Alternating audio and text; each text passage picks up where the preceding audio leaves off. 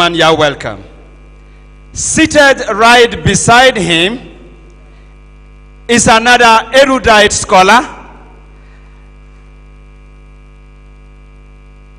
our distinguished guest lecturer,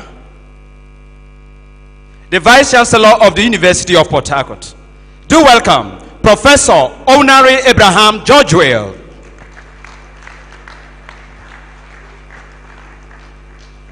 Permit me to say something very unique about them. They are the Georgewell twins.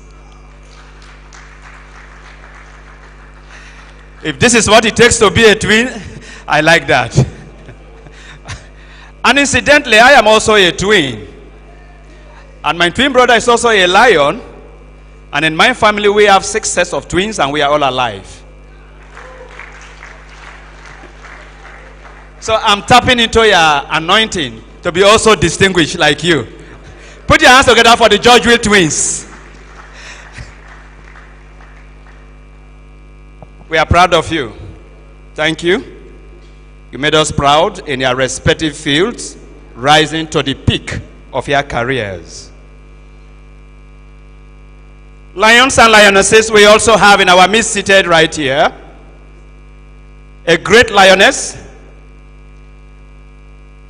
my dear elder sister and boss, the Honorable Commissioner for Women Affairs, Rivers State, Dr. Roslyn Apawari Uranta.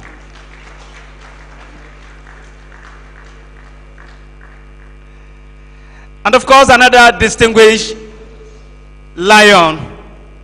Please do welcome our retired eminent jurist, Honorable Justice J.M. Kobani, retired, is over there.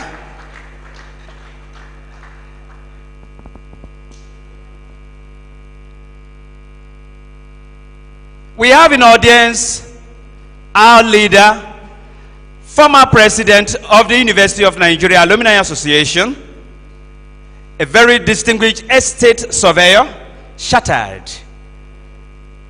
Please welcome former president of UNAA, Surveyor Ben Okoronkwo.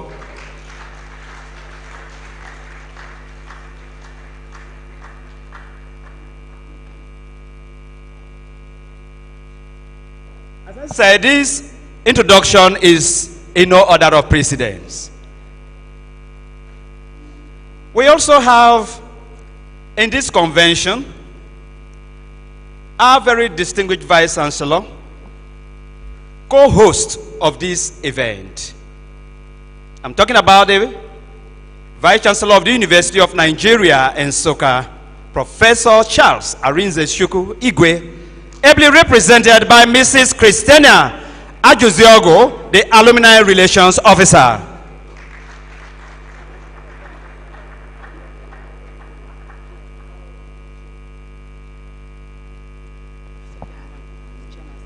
And of course, a delegation, if I may say, from our alma mater. Here we have in audience the Chairman Senate Ceremonials, Professor Ben Wanguna. Please put your hands together for him, Professor Ben Wanguma. Is he here? Shuma, thank you.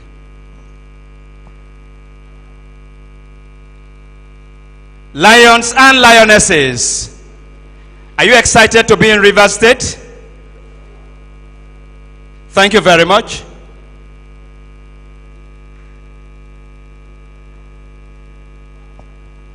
And now may I, with this singular honor and privilege, to also welcome the mama of our association, the driving force behind our successes. I'm talking about the hardworking, very distinguished Aloha, the 13th National and Global President of the University of Nigeria Alumni Association. Do welcome our amiable mother, Lady Doris Okoro, PhD.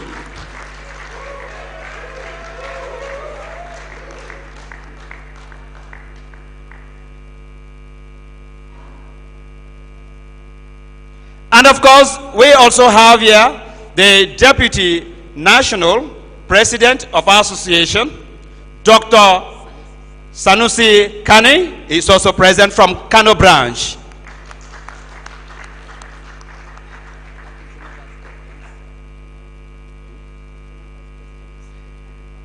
May we also recognize all the zonal vice presidents. Please be upstanding for recognition. The zonal vice presidents. Please, while you stand, we mention your name. Let my co-MC handle that. Well, they are the lieutenants of the national and global president. We have from the south, our host branch, Tochukwu Onyebuchi. I don't know if he's in the hall here. All right. From the southeast zonal vice president, Larry Chukwu. Is he here? Zonal vice president, North Central, Comrade Uche Obase. Zonal vice president, Southwest, Alhaji Magaji Salahuddin.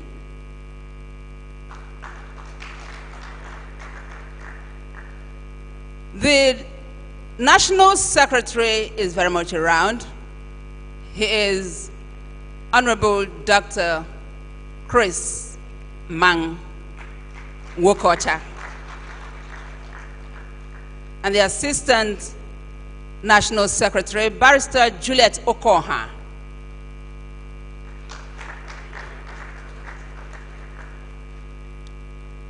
The financial secretary, Rogers Organ.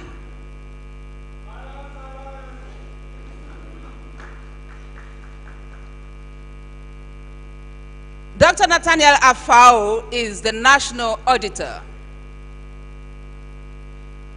Maybe he has stepped out.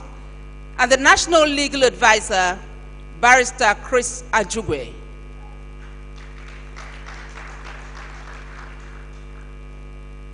Dr. Angole Agui is our ex-officio number 2.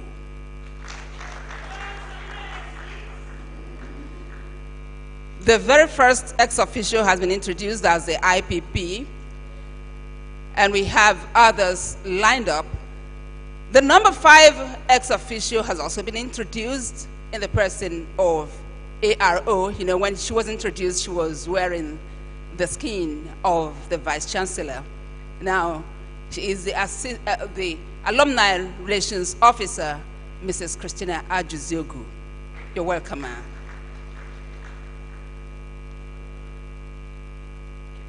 All right, thank you very much. Collectively, can we put our hands together for everybody present here? And now, the last is not the least. May we recognize the branch president, Port Harcourt branch, Mr. Elias Onwara Akazua.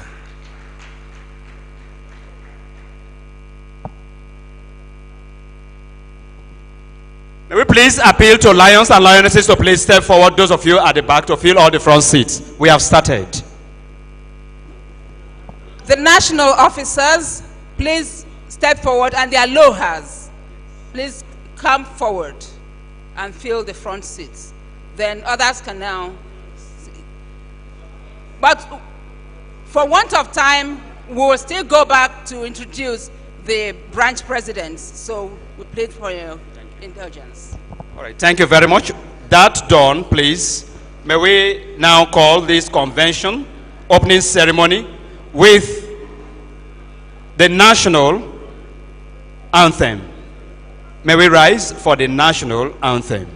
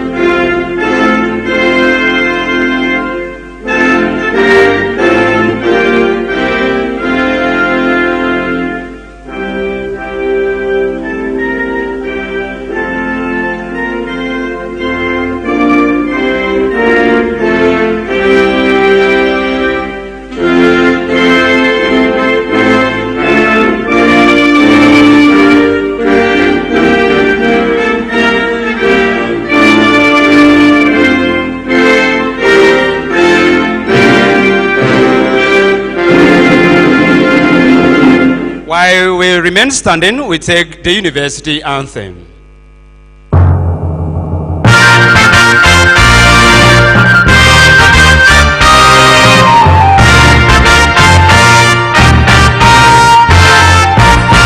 University of Nigeria, my alma mater. Hail and rejoice for the sake of truth. Where young men and women do seek for knowledge. Hail and rejoice for the sake of knowledge. Where the nation's potentials do brood in the nest. Hail and rejoice for her noble ideals. Hail varsity by excel on our dreams come true. Hail and rejoice for the giants our ways. My alma mater, my alma mater. Noble are thy looks and thy ideals, and great art thou in science and in arts, in all the realms of learning thou art awesome mind. University of Nigeria, my alma mater. Hail and rejoice for her lofty plans. The rosity that is sighted on soft green fields. Hail and rejoice for her beauty's sake. University of her glory, the pride of her land. Hail and rejoice for her light will shine. Hail varsity by excel on our dreams come true. Hail and rejoice for the giants our ways. My alma mater, my alma mater. Noble are thy looks and thy ideals, and great art thou in science and in arts, in all the realms of learning thou art awesome mind. My alma mater, my alma mater.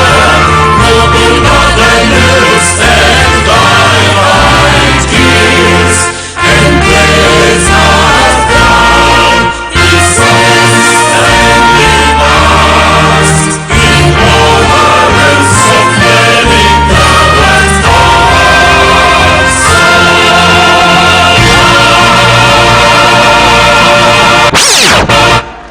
While we remain standing, we invite respectively Bishop Eric Shuka Agwebo for the opening prayer. Your Lordship, sir. Father, in the name of Jesus, we come to you again and we say thank you. We cannot thank you enough. Thank you for the journey message that you gave to us, for everyone, and we arrived safely. Thank you for all that you have begun to do. Thank you because we will yet do more. In the name of Jesus, Lord, we ask for wisdom to run this meeting and for speed, that everything will be done decently and in order to the glory and honor of your name. In Jesus' precious name.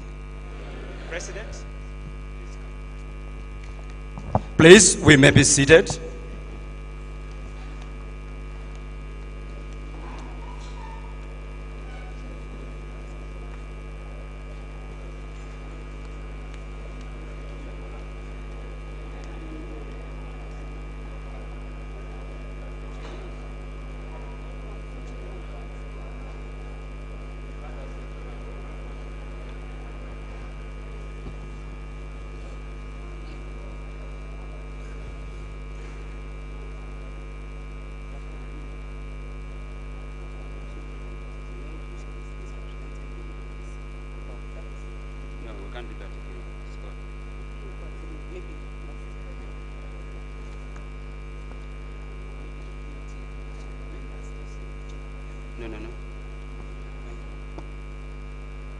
Our national and global president,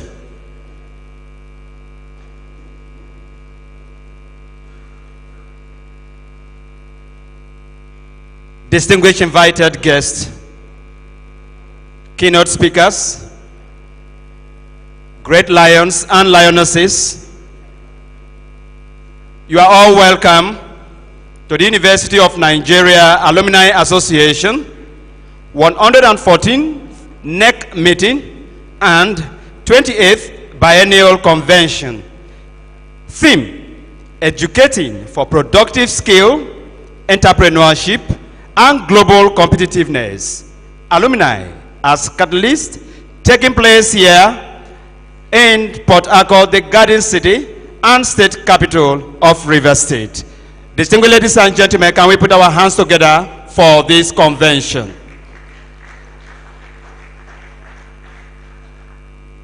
As tradition demands, we now invite the branch president, Port Harcourt branch, to please come forward.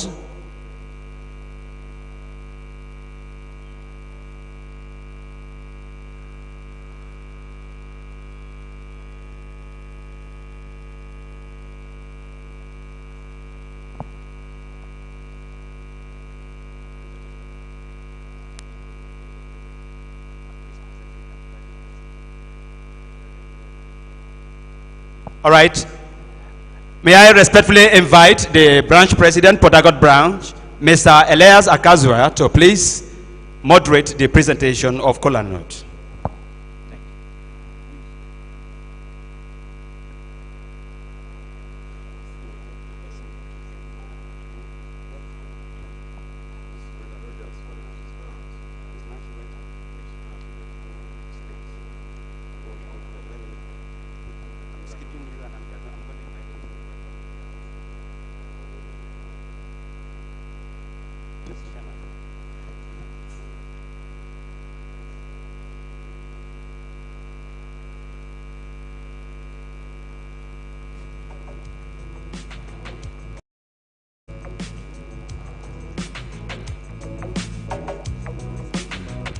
They say we're young and we don't know.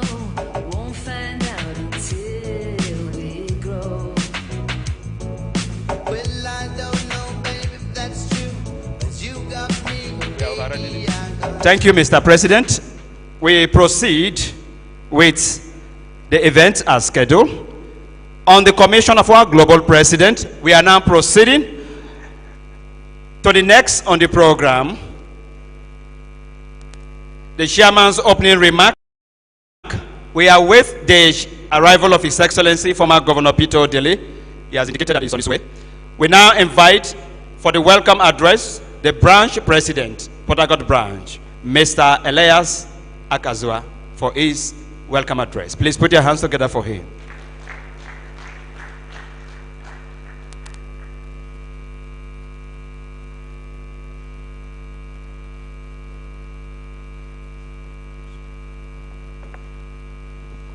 Lions and lionesses, good morning.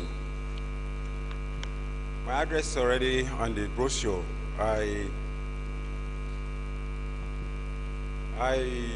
may not go so much into details, but there are some areas I will want to emphasize on. Our distinguished Vice Chancellor, University of Nigeria Alumni Association, Professor Arinze Chukwu Igwe, most esteemed Chairman of the Cushion, His Excellency, Sir Dr. Peter Odili, and your amiable wife, we're expecting him, Father of the Day, and life patron of UNAA, His Excellency, Alabo Sir GTG Toby, my global and national president, Lady Doris Okoro, PhD, distinguished UNAA VOT Chairman, Honorable Justice Biobele George Will.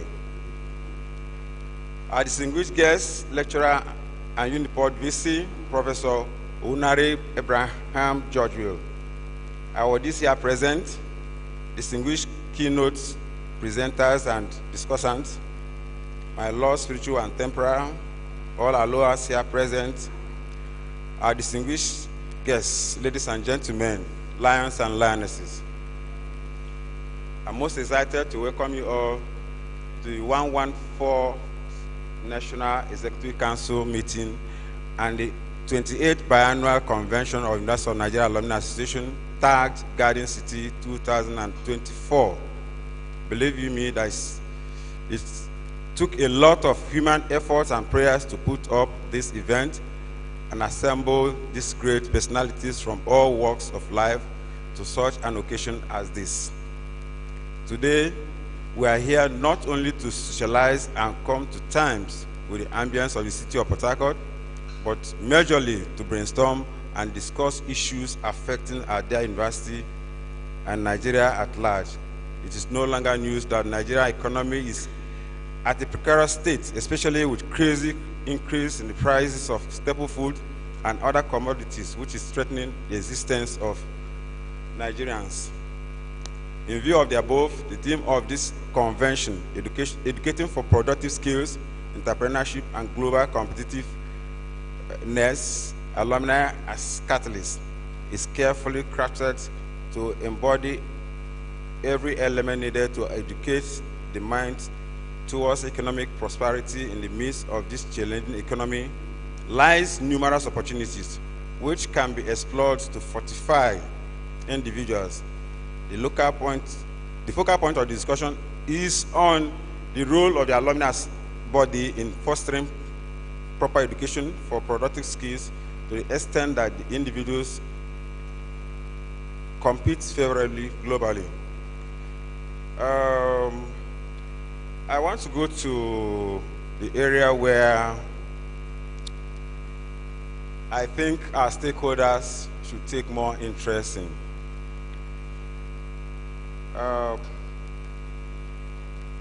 Go to almost the last paragraph. I said, nevertheless, that's a challenge which we hope to raise funds here to tackle. The Alumni Center is in the dilapidated state and needs urgent attention. Thus, the branch is appealing for support for endowment fund for the rehabilitation of the center to ensure a long-term survival and sustainability of the association. This will also ensure a continuous and guaranteed source of income through the proper and effective use of the property, which will in turn impact the lives of members and the society at large. I humbly request the stakeholders of the branch to visit the center at their convenience to have on-the-spot assessment of the structure. Once again, I welcome you all to Port Harcourt City. Please sit tight and enjoy the events as they unfold. Lions and lionesses. Others you can read off from the brochure.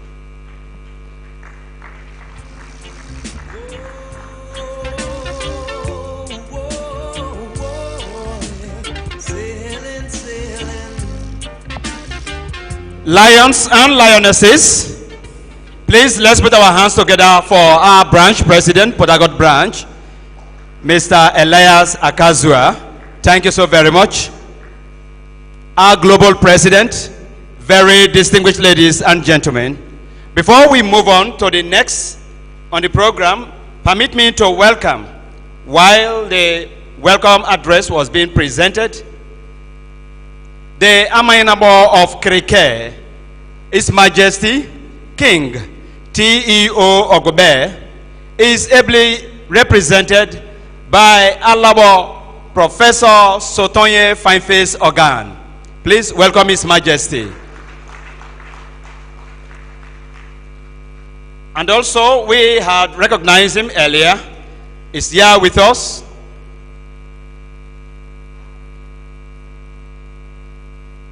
Lions and lionesses, we now move on to yet another program addressed by the global and national president of UNAA.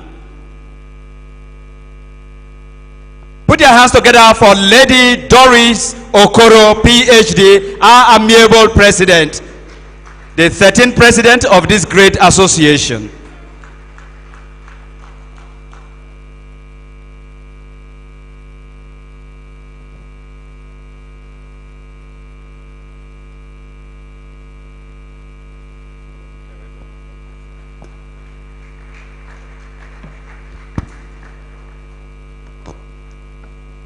Lions and lionesses, my address is on page, if you go to page 24, that's where it starts and ends at page 26. let me observe all existing or established protocols. But I want to recognize specially my BOT chairman, a brother, a man whom God has sent to us to come and help us move to another greater level. You are highly welcome, sir. Our guest lecturer, the twin brother, whom I have always found it difficult to identify who is my chairman and who is my guest lecturer on photographs. So thank you for accepting to be here with us. Thank you for, irrespective of your tight schedules, to come and allow us tap from your wealth of knowledge. God bless you, sir. My brother, the Vice Chancellor's representative, Professor Ben Wangoma, you have been with us. May God bless you for coming. All my BOT members here present, our icons, our beloved lioness who has remained very committed to this great movement in Port Harcourt and National Branch, who is now a commissioner. May God continue to give you strength and wisdom to pilot the affairs of your office and to be more committed and useful to this great association. In Jesus' name. To our King's representative, may God spare your life, spare your kingdom, and grant you good health to pilot the affairs of your community and the state. To my lions here present and spiritual fathers, I welcome all of you. I will not start reading the address because we have taken too much of our time. If you go to from page 24 to 26, you will see my address. But I will start my address from page 25, fourth to the last paragraph, where I said, leadership, they say, is taxing. Hence, uneasy lies the head that wears the crown. So far, we have come, we saw, and I'm happy to inform you that we are overcoming daunting challenges. I am glad to inform you also that our national secretariat is receiving adequate facilities, networking, interconnecting, and mobilization of membership has progressively been on course. As it is said in human society, until work is done and success achieved, there will be no rest. We will tenaciously continue to pursue our goals and aspirations with the desired vigor and commitment it deserves. In this regard, may I humbly appeal to all guests, participants, delegates, awardees, friends, lions and lionesses here present to donate and contribute graciously to the progress of our alma mater through this noble association. It is my resolve to prudently harness every resource at the end. I shall render satisfactory account of my stewardship to all and sundry. God will always be my trusted witness. Lions and lionesses, it is my pleasure at this juncture to remind and inform you that my 10-point agenda stroke electoral manifesto has been in progress, and we have recorded remarkable achievements.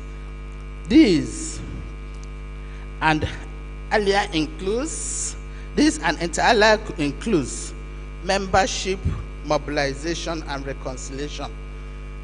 Blessed are the peacemakers, for they are the sons of God. Upon the declaration of by the Electoral Committee at Oka at the 108th NEC meeting and 27th Biennial National Convention, I hit the ground running by calling aggrieved members to share their thoughts. I also constituted and inaugurated a reconciliatory committee in which our legendary late Professor Frank Nwachukwu Ndele, whom we buried yesterday, being Friday, 19th April 2024, at a blissful age of 90, was the chairman. May we at this juncture please rise and observe 1 minute silence in his honor, because he was the vice chancellor that founded the Alumni Association of our great university.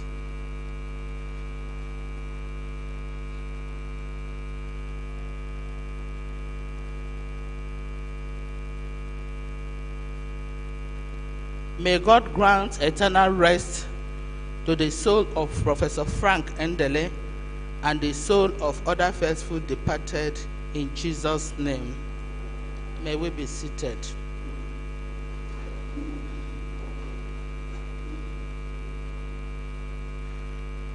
During our last year's Founders Day celebration, Professor Frank Ndele in his words said, "I have forgiven those who offended me.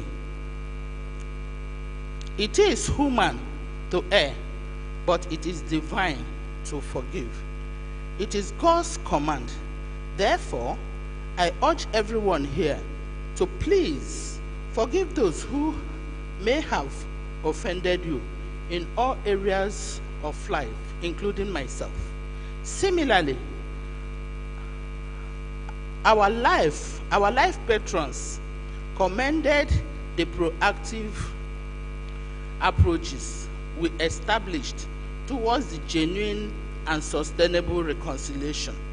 Though the spiritual allusion says, if it could be possible, be at peace with all men.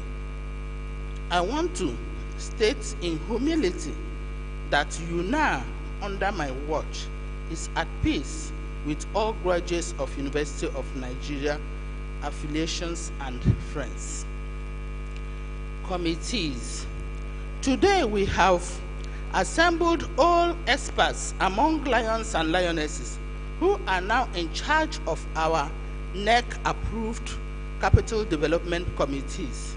Of a truth, we are witnessing continuous harvest of infrastructural development courtesy of class sets, faculties, alumni zones, branches, individuals, etc. in our institution.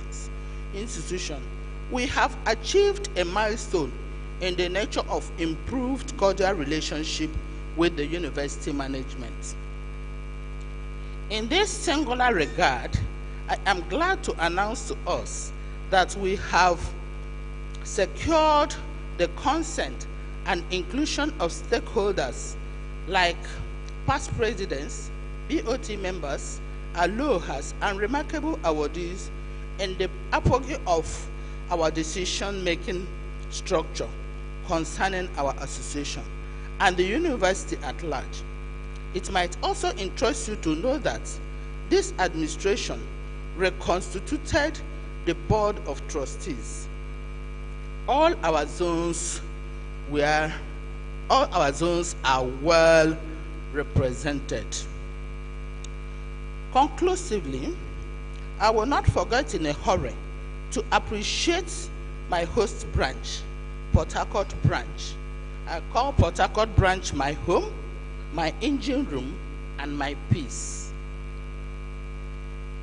Under her duty-conscious president, Mr. Elias Akazue, the organizing committee chairman, Sir Engineer Michael Nwabweze, PhD, their coordinator, Dr. Oke Ibabuchi Aloha, for their usual spirited and high-leveled preparation in hosting without reservations. The chairman of the occasion, our life patrons, the BOT chairman, the royal fathers, father of the day, special guests, guest lecturer, keynote speaker, our these delegates, lions and lionesses, your sacrifices to the success of this 114th NEC and 28th biennial lecture convention, to the success of this fair is well appreciated. Convention is second to none. It is indeed overwhelming. I pray to God, I pray for God's endless blessings upon you all. Amen. Today, we shall unveil and launch our 2023 Constitution as amended. You are all encouraged to go home with a copy or copies of this Constitution.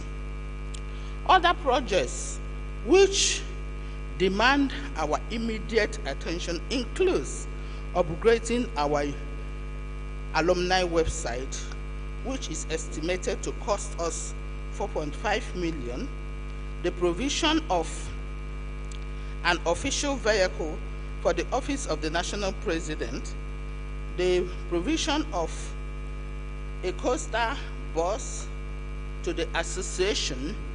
I want to recall here that the vehicles we are currently using, both the official vehicle of the president and the alumni bus, 18-seater alumni bus, was donated to us by this state during the time of His Excellency Sir Peter Odele. We are here, we have come again to Port Harcourt after several years for another replacement. So we expect to go home with another president's vehicle and another bus. The building of our iconic center is still a project very dear to us, and I pray we accomplish this project soonest. Provision of a projector. You can see here that the projector we are using and the screen are hired, and it's costing us serious money. So we need our own so that whenever we have functions, we use our projectors to screen whatever we have. Equipment of the secretariat.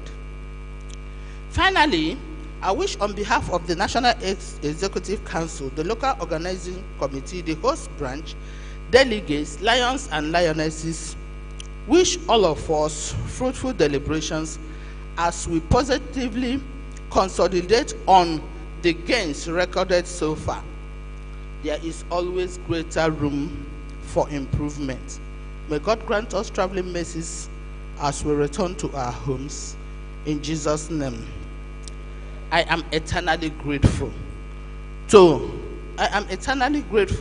and appreciate your support and the rare privilege to serve on this platform. Indeed, your mandate got me further connected to all of you.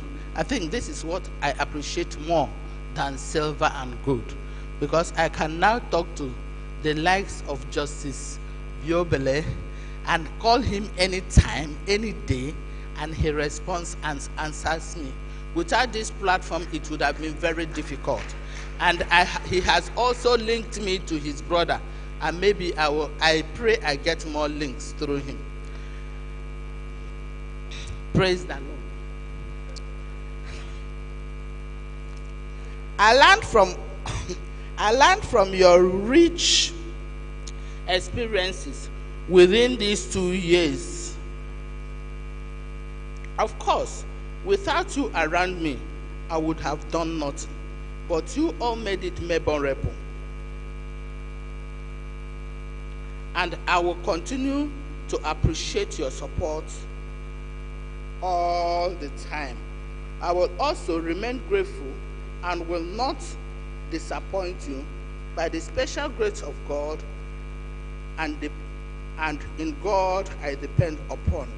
As you have come to extend my mandate and opportunity to serve for another 2 years, be assured that I will serve you even better. But where I failed you, appoint or elect somebody else. Lions and lionesses, I am grateful. I thank you for being here. I thank you for making out time and your sacrifices. May God bless you all. My sweet brother, Dr. Oke Urum, who coordinated this with our BOT chairman right from our 113 neck. May God continue to enrich you, grant you good life, to do what you know how to do best. God bless you once again. Lions and lionesses, long live our university. Long live our Alumni Association. Long live Port Harcourt branch. Thank you for listening.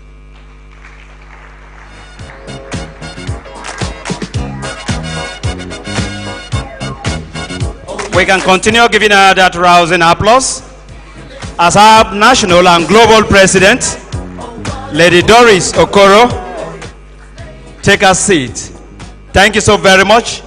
That was the global address as well by our national and global president.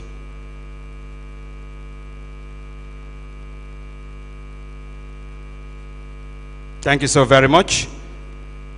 The national president, very distinguished ladies and gentlemen.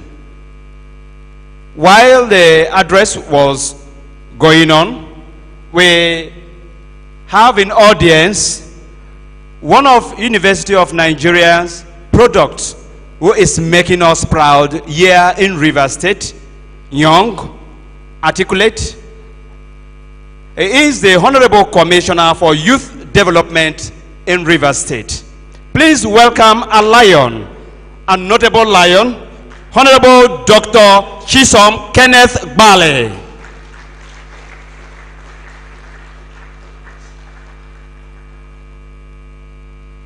We also have, though earlier introduced, the Chairman Senate Ceremonials of the University of Nigeria. Please do welcome Professor Shuma Wanguma.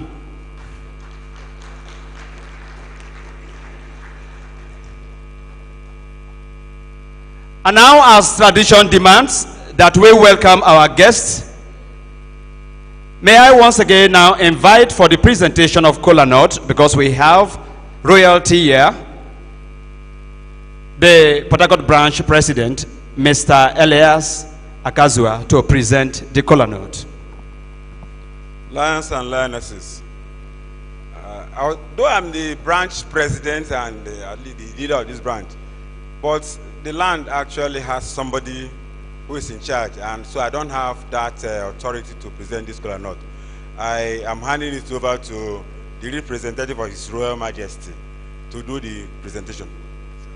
Okay.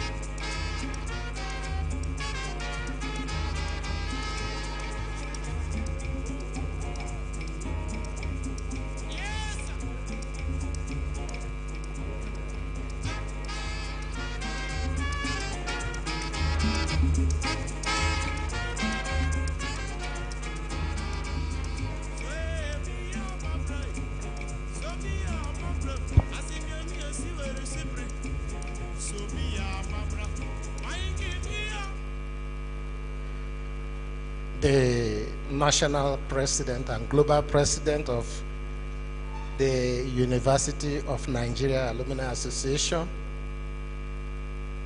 and all the guests, including my vice chancellor and his twin brother.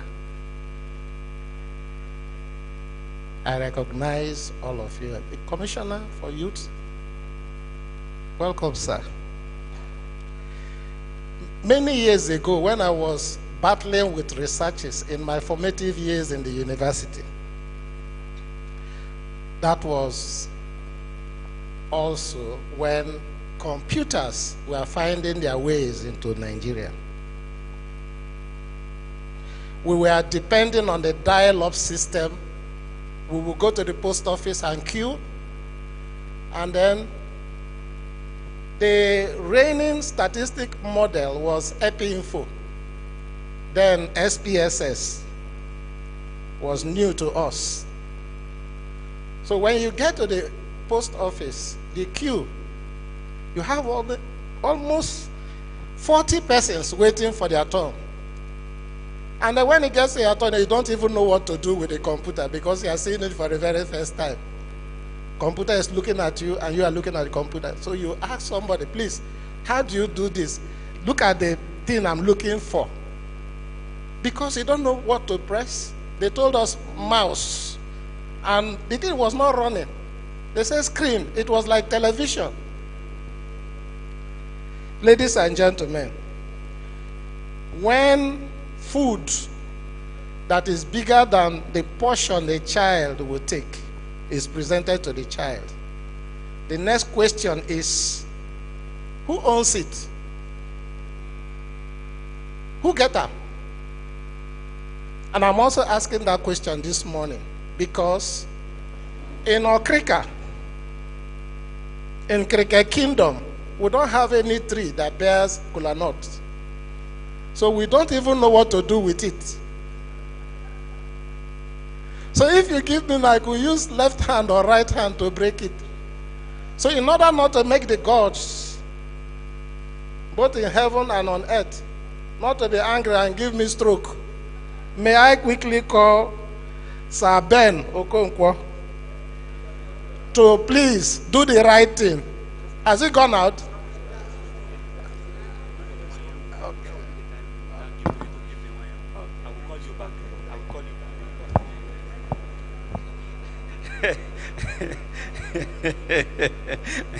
The chief has said something very interesting, isn't it? That's great.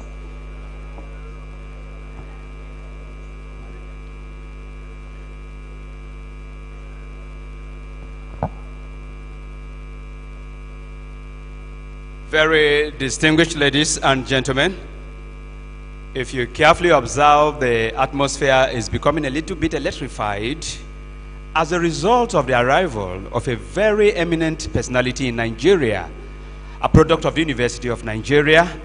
I'm talking about Chief Emmanuel Nwayahu.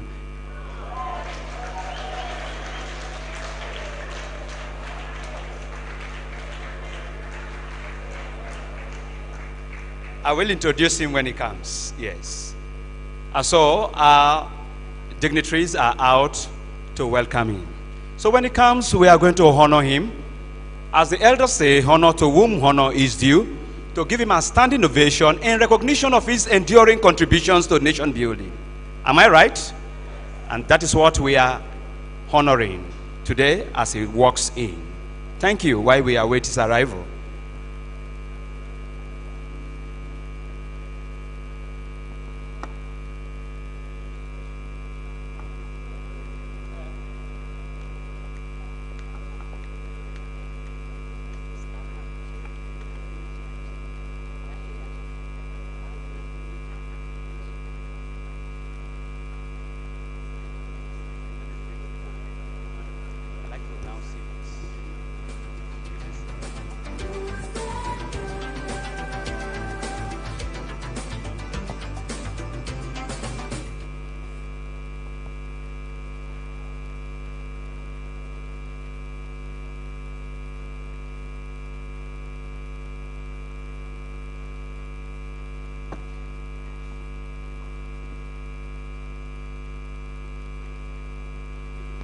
Lions and lionesses, please may we rise to welcome a great Nigerian patriot.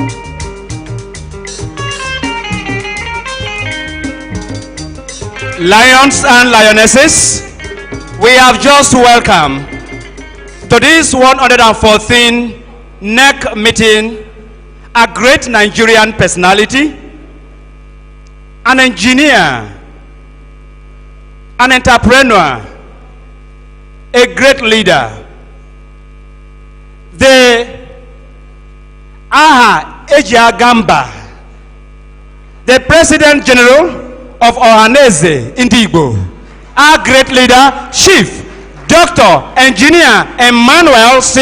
Iwanyao, MFR. Please, another rousing applause.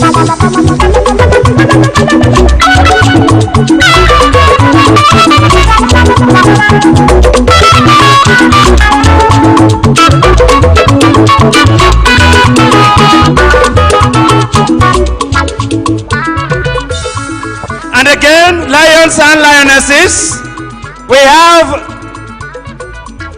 the esteemed presence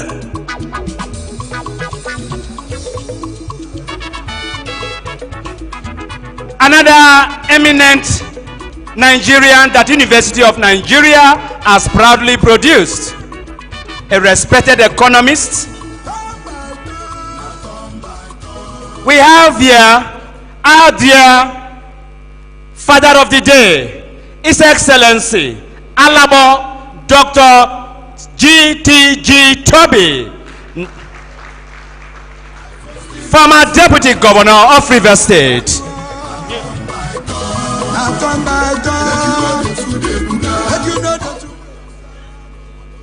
Your Excellency, you are welcome.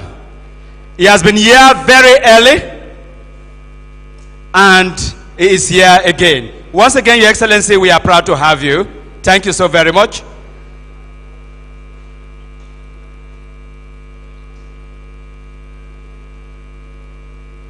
We also welcome one of our keynote speakers, Professor Joe Ezigbo.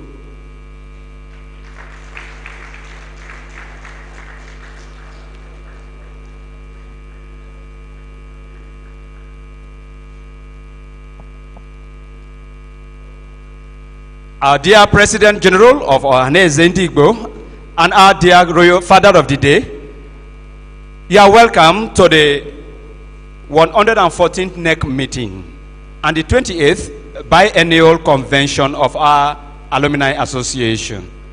So far, in your absence, we have taken the welcome address by the branch president. We have also heard the address by the national president of the association. We have also presented the kola nut as tradition demand. Now we are moving on to the first lecture of this convention.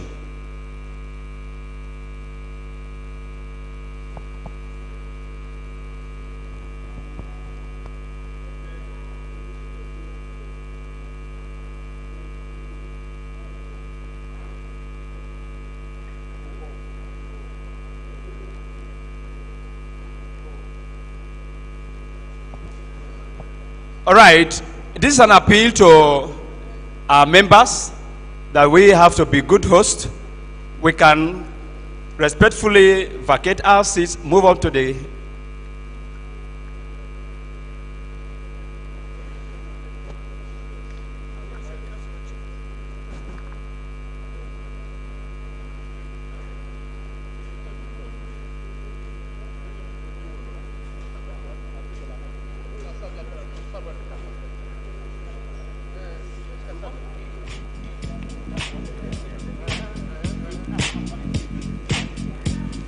All right.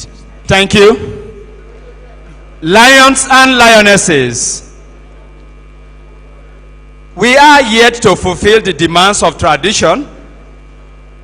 We were about presenting the kola nut when our eminent personality walked in.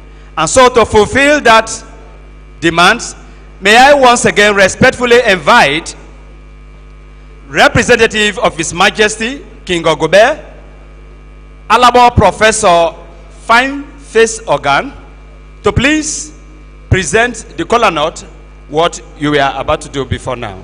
Thank you.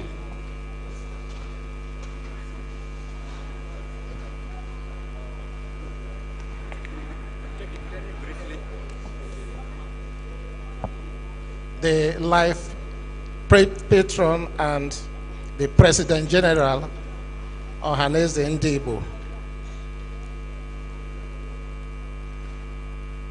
Our former Deputy Governor of Rivers State, His Excellency, Alabo Sir Dr. GTG Toby.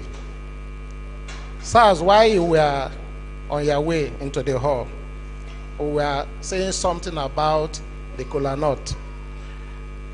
And I want to speak from two perspectives. I'm an anesthetist, an anesthesiologist, still practicing. And in our motto is, first of all, do no harm. And somebody some years back whispered to me that the kola nuts have eyes. So if you misbehave, oga roga anya.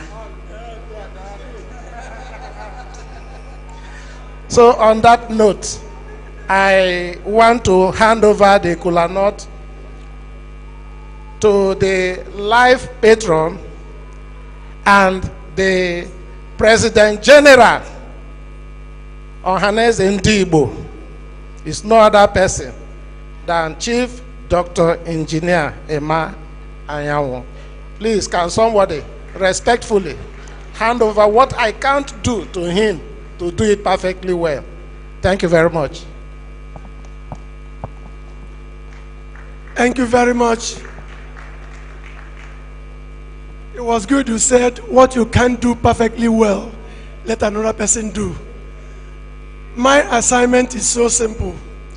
But at this point, the kola nut ceases to hear English. It's probably not to hear English but will not understand. Alan, the professors have been trying to teach kola nuts English, but I refuse to understand that. On that note, I want to hand over this kola with due respect to our life patron, Aheja Gambandibu, and presently the President General of Ohanese Ndibo worldwide. Naiku Ndewo.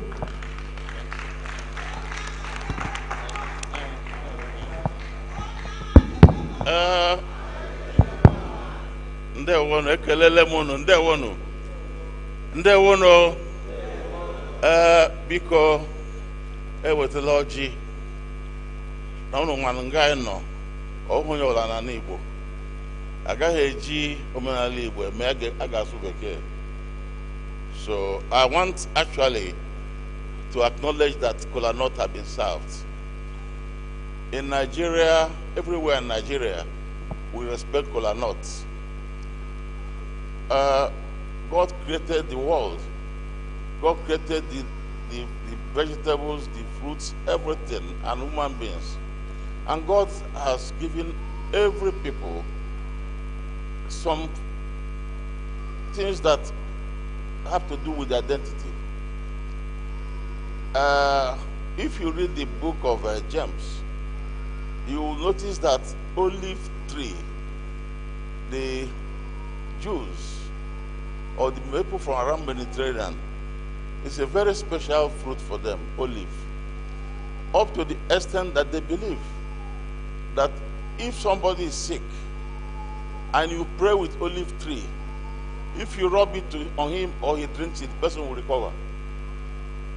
In our own case too, our ancestors told us that kola nut is a very special fruit created in Nigeria. Not somebody is talking. When I'm talking, I don't like people talking. Do you want me to give you a microphone? That man behind there? So please, let me finish. Our parents told us that kola nut is special. I grew up to know about it, and I'm sure most of you have the same experience.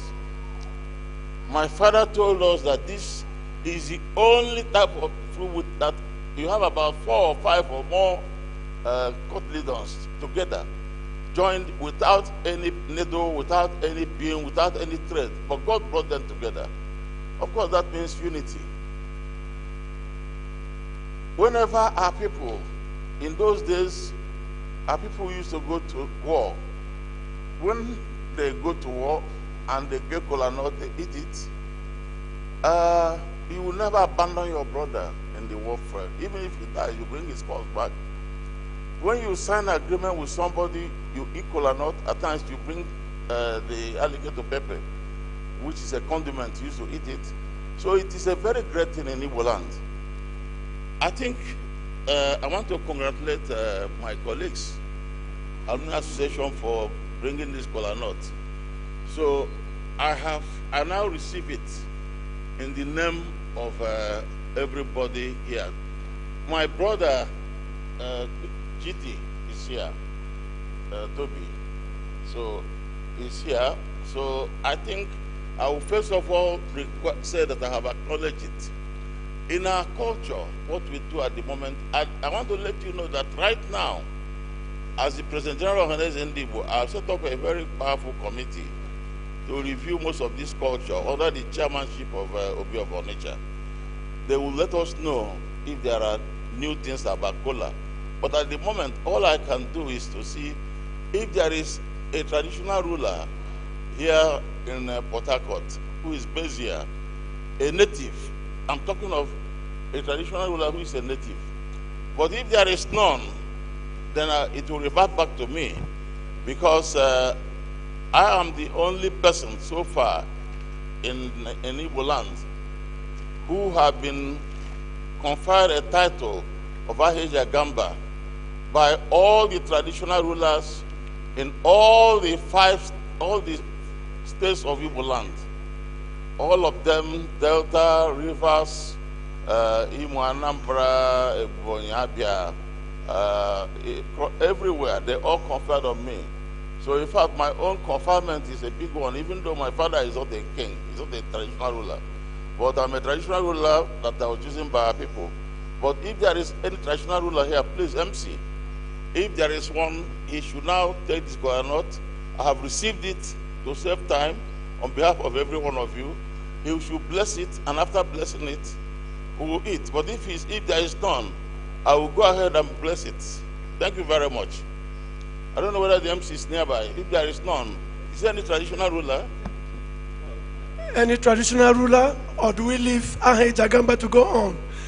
Ahija Gamba, they say you should go on. Iwo kwenu, biko, ndị na-anụ Igbo na-ewuli iwe, ebunye m Ahija Gamba ọjị si m kwuo okwu na ya, nkwuo ya na bekee, aga m ada iwu.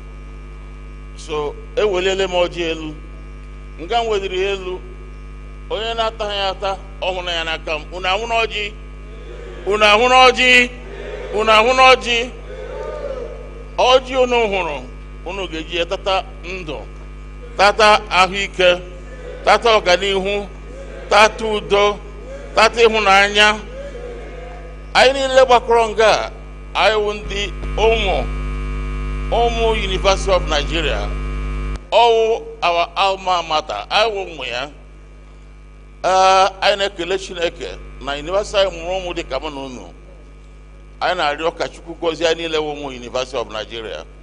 Nke ka nke ndị isi anyị Doris na ndị otu ya na ha so achịga, ma chairman board of trustee na ndị niile wụ ndị isi, ndị kekwa ndị mụ na ha so nọ na ihe GT Gabe wụ ezigbo enyi m.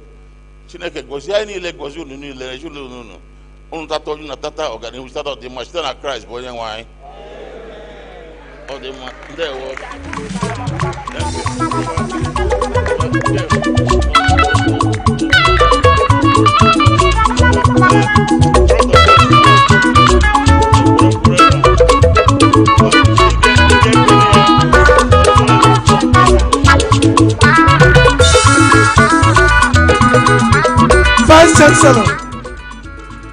Vice Chancellor Professor Igwe, ably represented.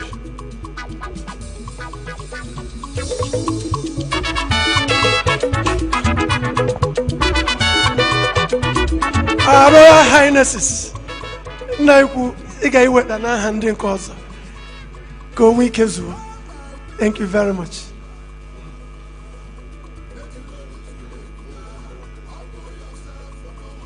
Onye nyere permission ibu ọjị gaa to Ahija Gamba, were ga-enye onye isi gị melaruo. Our guest lecturer, Professor George Will, VC Uniport. Onye eze ọzọ nọ nga ka anyị nabata nwanne anyị nwoke ezigbo ngwa. NIGTG Toby, you have taken one. Thank you, sir. If you permit me to do that, I think my job is done. Oji Agazuela, Keke Wezi Oji, MC, over to you. You pay me for this bit of the MC-ship. Thank you. Let's put our hands together for our IPP, Surveyor Ben Okonkwo.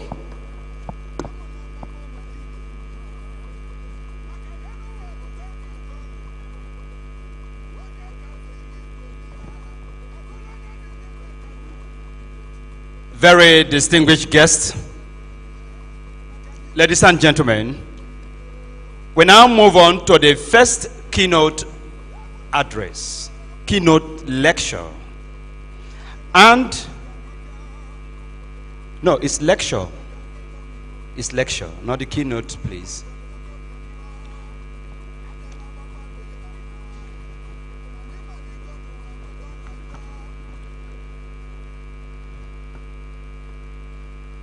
Thank you very much for that presentation of Kola Nut to our eminent personalities. We are now moving on to the first lecture by the Vice Chancellor of the University of Port Harcourt, a pharmacologist and also a toxicologist, an erudite scholar, an academic colossus, a God-fearing man, traditional ruler, a knight. Please welcome Professor Onare Abraham Georgewell for the first lecture. You know, let's do something different, you know. Thank you very much. The life patron, the two of them that are here. Let me start with the President General, Chief Dr. Engineer Emmanuel Onyaun. Sir, you are welcome. Let me also greet the other life patron, His Excellency Sir G.T. Toby, former Deputy Governor of Rivers State. The chairman of the event, I'm sure is still on his way. BOT of UNAA, the chairman, Justice Biobele Georgewell, the national president and the global president, Lady Okoro, PhD. Let me also recognize the Vice Chancellor of the University of Nigeria, here represented by Professor Shibwe. Let me also recognize the Honorable Commissioner for Youth, Rivers State, who is also a lion and is here present. Let me recognize the national ESCOs and the state ESCOs of the UNAA. Let me recognize royal fathers, spiritual fathers that are present here. And let me recognize lions and lionesses. Let me once again welcome you, this very esteemed audience, to today's discourse that I've been given on the title, Educating for Productive Skills, Entrepreneurship and Global Competitiveness. I've been told that this lecture should be able to address the alumni of the University of Nigeria. But generally, it should be able to address all alumni of all universities, wherever they are, what they need to do. And so today's focus is more on the University of Nigeria alumni. I want to note that while academic institutions play a vital role in imparting knowledge and skills, the alumni which you belong to serve as a living embodiment of the institution's impacts on the society. When you go to school and you leave the university, you are the eye of the university. As a Vice Chancellor of the University of Port Harcourt, my experience in the past few years supports this assertion. The alumni, through your experiences, through your achievements, your contributions, you offer invaluable insights into the effectiveness of the educational journey. No university can make real any impact if the alumni are not known. There's no university. No university can rank in any ranking criteria if the alumni are not known. The University of Nigeria has come a long way, and our alumni serve as a testament to the institution's commitment to cultivating productive skills amongst its students. As I sat here and I'm mentioning all those who have passed through that university, I said this is how it should be. And so I want to congratulate the University of Nigeria and its alumni for all what they have done in Nigeria and the world and global stage. You're all over the whole place. Congratulations.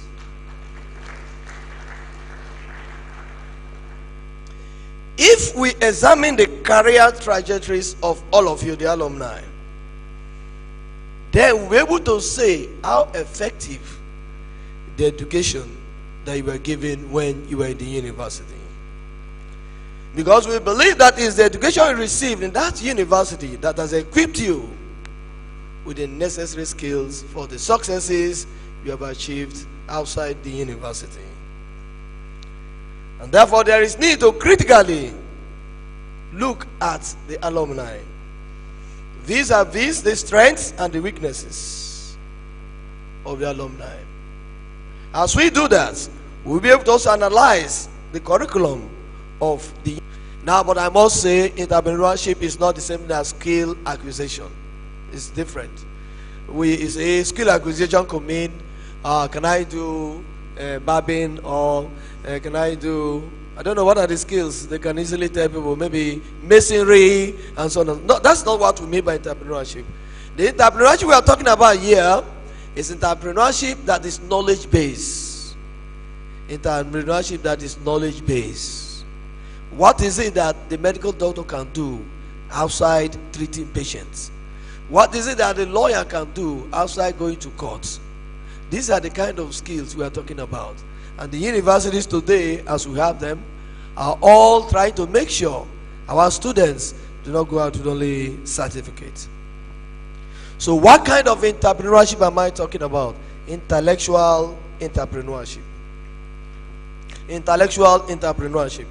This is a new concept that merges the principles of entrepreneurship and intellectual pursuits, often within the realm of the academia or knowledge-based industries.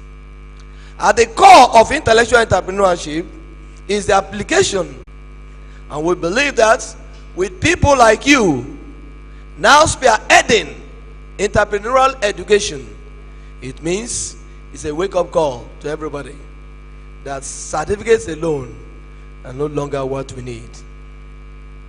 Entrepreneurship, when you talk about intellectual entrepreneurship, you are talking about a range of activities and mindsets that can make the university graduate or the university student to begin to think outside the box. For a long time, we have tried certificates only. It's not working. Now we need certificates plus entrepreneurial skills. What are the key components of entrepreneurship, intellectual entrepreneurship? One, innovation.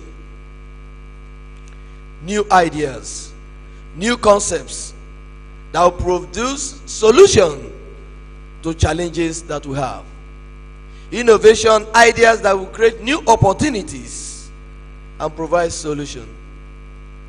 You and I will agree with me that if university education still concentrates only on certificates, we're not going to get to this point. All the world over, that's where education is tending to. Risk taking, yes, we must take risk. Entrepreneurs must take risk. If you don't take risk, if you don't venture, you don't gain anything. Resourcefulness. Yes, we must teach our graduates to be very resourceful so that they can leverage on available resources and be able to come out with that thing that is new or innovative, in addition to the certificate we will give them in the university. I am happy today that the University of Nigeria alumni are spearheading this process, trying to say education should not be just for education's sake, but education should be that at the end of that training, you'll be able to, one, have some skills, two, so at the end of the day, you will not say, I don't have a job.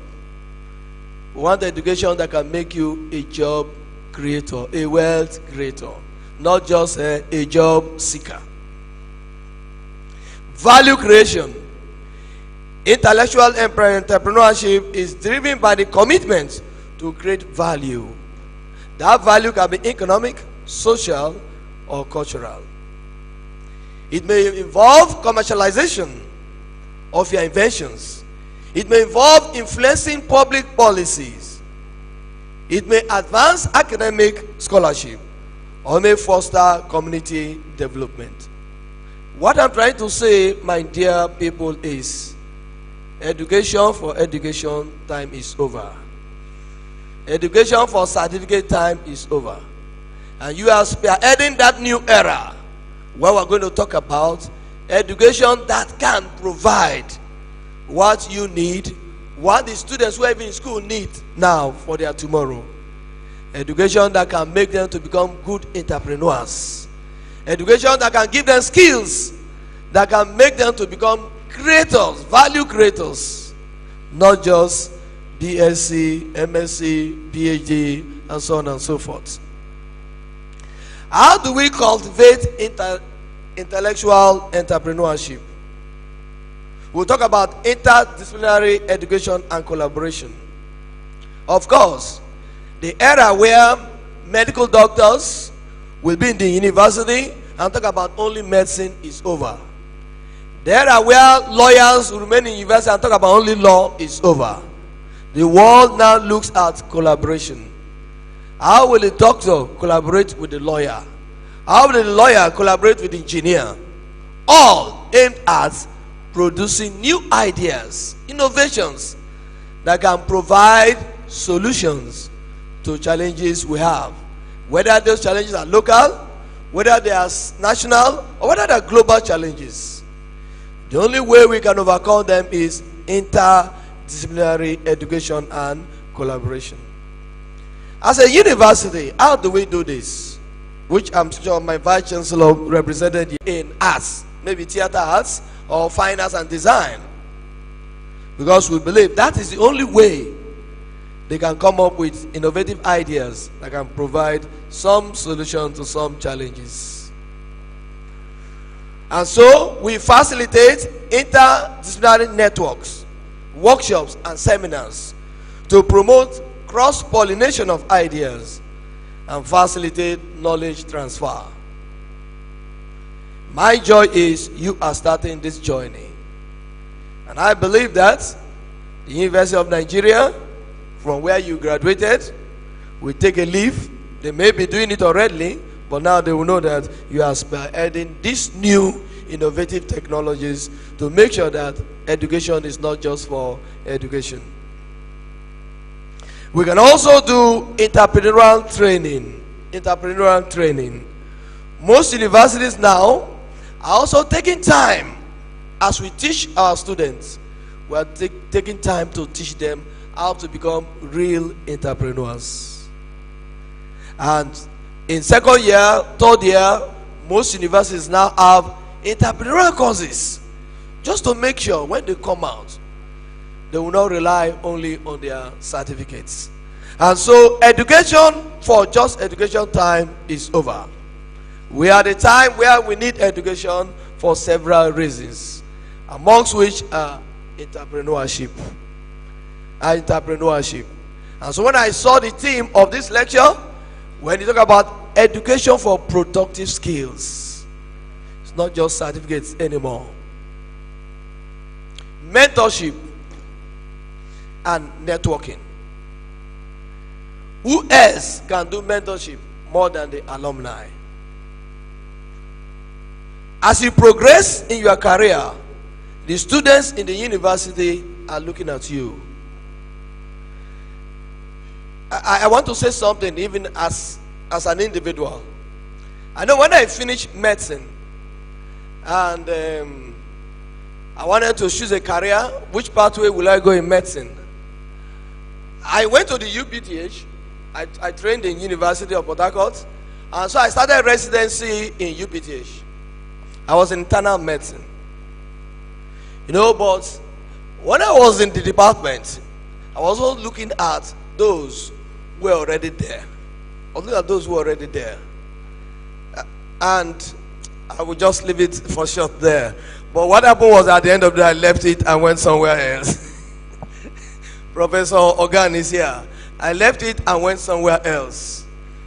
I went to pharmacology. I didn't start with pharmacology. I started with internal medicine. But, you need mentors. That's what I'm trying to say. You can serve as mentor to your young graduates, to the students in the university, so that they can have a good career pathway to choose and grow.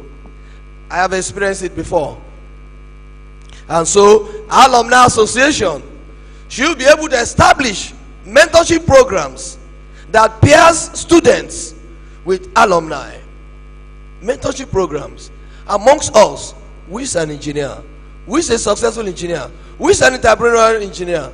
Can we pair some students to you so that they can study you, understudy what you are doing? Who is a successful medical practitioner?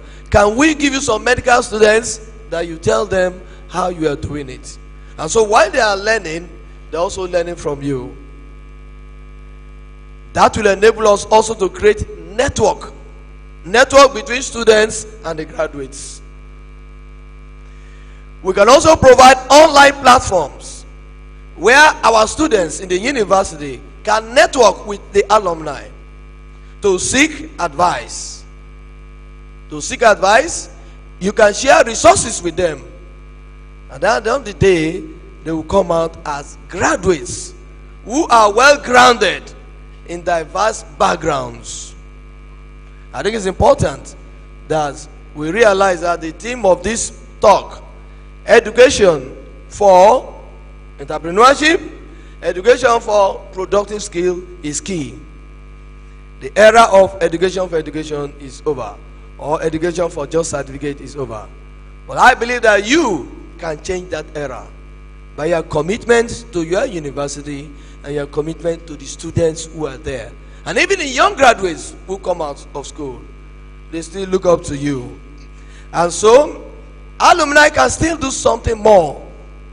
They can also create that entrepreneurial mindset in the students or the young graduates. And that's why when students graduate from the university, the first place to go is the alumni. You should be able to make them register in the Alumni Association, and then not register for sake of paying fees to register. Because sometimes what happens is people graduate and they pay fees, become alumni members. That's where it ends. Nothing else is done again. You are alumni because you have paid fees. But what we're saying that is beyond that. Is beyond that. Alumni Association must try to make young graduates or even students begin to develop that entrepreneurial mindset. That entrepreneurial mindset can be developed by you because you are all entrepreneurs. Most times in the university, we teach academia. But the way they get entrepreneurial experience is from those of you who are already in the field there. And so you can do it for your students or for your new young graduates. So that at the end of the day, when they come out of the University of Nigeria in Nsukka, they will not come out with a certificate and be looking for a job for the next 10 years. They have not seen job the next 15 years and they get frustrated. But if you take up this challenge, you will be able to, from what I'm saying, be able to mentor them and begin to create entrepreneurial mindset in them and catch them young, just as they graduate.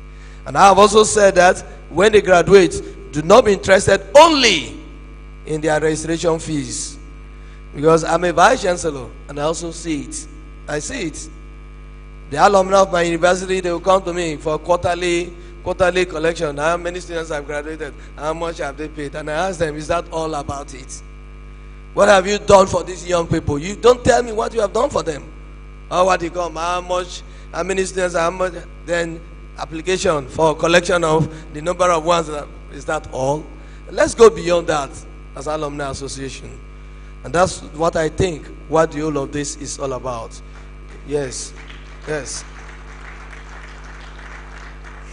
I don't want to talk about alumni problems because as a vice chancellor I see a lot of alumni problems. But I think our own is better. I can see the unity, I can see the number of dignitaries and everything. So I think I congratulate you. I congratulate you. I congratulate you. How can we as university administrators harness you alumni as catalysts?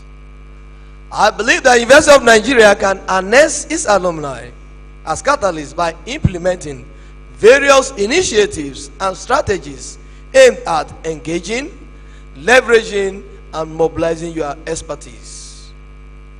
mobilizing your resources and your networks. And what are the ways we can do it? Alumni mentorship programs, alumni guest lectures and workshops. University can work with you to really make formidable change, not only in the university but even amongst you. Alumni guest lecture series. I remember yesterday, my twin brother, because he's around, I told the faculty of law, please, can you organize a guest lectures series so that these juries can share his experience with my law students. I know you are teaching them law, but his own perspective with experience, as I call judge, I'm going to be judge, may not be exactly the one you know. And so we did organize something like that. At the end of the 2 hours of interaction between him and the law students, and even the law lecturers, they came to me and said, VC, we need more of this. It's just that I borrowed from you to take to my university. I borrowed from you because my law faculty is a relatively young law faculty. We produce only the first set of law graduates. So I don't have who else can come and talk, then I borrow from you. But what I'm trying to say is that you can also take this back to your university. You don't need to be a lecturer, but your university can still go into such arrangements with you so that the area where you are making impact, you can come to the university as a guest lecturer and teach the students who are there and give them the industry or career perspective of what they are learning. I think it's important that we also do that. It can also be by way of workshop. It can be guest lecturer or workshop. And I believe the Vice Chancellor is represented is here. I think that's one way to go. We must begin to engage our alumni. As they succeed, let them come to the university and also do something for the university. Not only building structures and so on. They can also contribute to the intellectual capacity of the students. I did with my twin brother, and the faculty is very, very happy for it. And so I will begin to now look for other people who are doing well in their areas and then bring them to my students. So don't be surprised if I push another one again from UNN graduate to come and do another guest lecture for them. Because in law I don't have them, but in other areas I have them. So let me come to you and get it. Ladies and gentlemen, alumni fundraising is key. Alumni fundraising and philanthropy is key. The universities in Nigeria lack funds. They lack funds. You know, I know UNN, but the part I know is Enugu. Because when my twin was in school, it was in UNEC. And in fact, I used to go to UNEC the way that some of them were thinking whether I was trading in UNEC. I said, no, me, I'm in Uniport. They said, so why are you always in UNEC? I said, my twin brother is in UNEC. And I said, I will always come to UNEC. So I know all the hostels, UNEC, Ojugu, all, Queen Amina, all of them I know them because I was always my twin. What remained was for me to become a lion too, but unfortunately I'm not a lion. Now, what I'm trying to say is that the universities need you. They need you. I'm a vice chancellor, and I tell my alumni every day, the university needs you. If you want this university to make more impacts, because you see, one thing we must know, if your university ceases to exist, your certificate is gone. No? Your certificate is gone. The day you go to somewhere and they say, we want to confirm this certificate, they will call UNN. Yeah, the university is not existing again. So who confirm it for them? So I think it's important that we join hands with university authorities to make more impact in universities. And that's why I put here, alumni should try to contribute financially to the university through fundraising campaigns, donations, and endowments. When the alumni of Uniport, the national president and his ESCO, they come to me, and when they bring the application for the monies that our graduates are paid, I always ask them, 10 years, 20 years, 15 years down the line, Is it that you should come and give us, or you should still collect? Which one is it? Which one is the thing? It's not time to start giving us. The university should begin to benefit from you, instead of thinking about collecting. University has taken time to mold you to what you are today. It is time to do what? Give back. Believe you me, universities need funds. And if all the people I'm seeing here are determined to say we want to help the University of Nigeria in Nsukka, that university will be better. We don't have funds to run the universities. It's difficult. So, philanthropy. You can support students in your universities with scholarships. As a vice chancellor, I know that if we say the deadline for payment of school charges, how much is this school charge we are talking about? Something like 40,000, 50,000. You will put a deadline. At the time of the deadline, only 30% of students are paid. Where are the 70% of students? No money. But I believe that you can take up that challenge. That I will pay fees for 100 students. That will cost you, if it's 50,000, 50,000 and 100 will be how much? I don't know, 5 million or whatever it is. You can do it.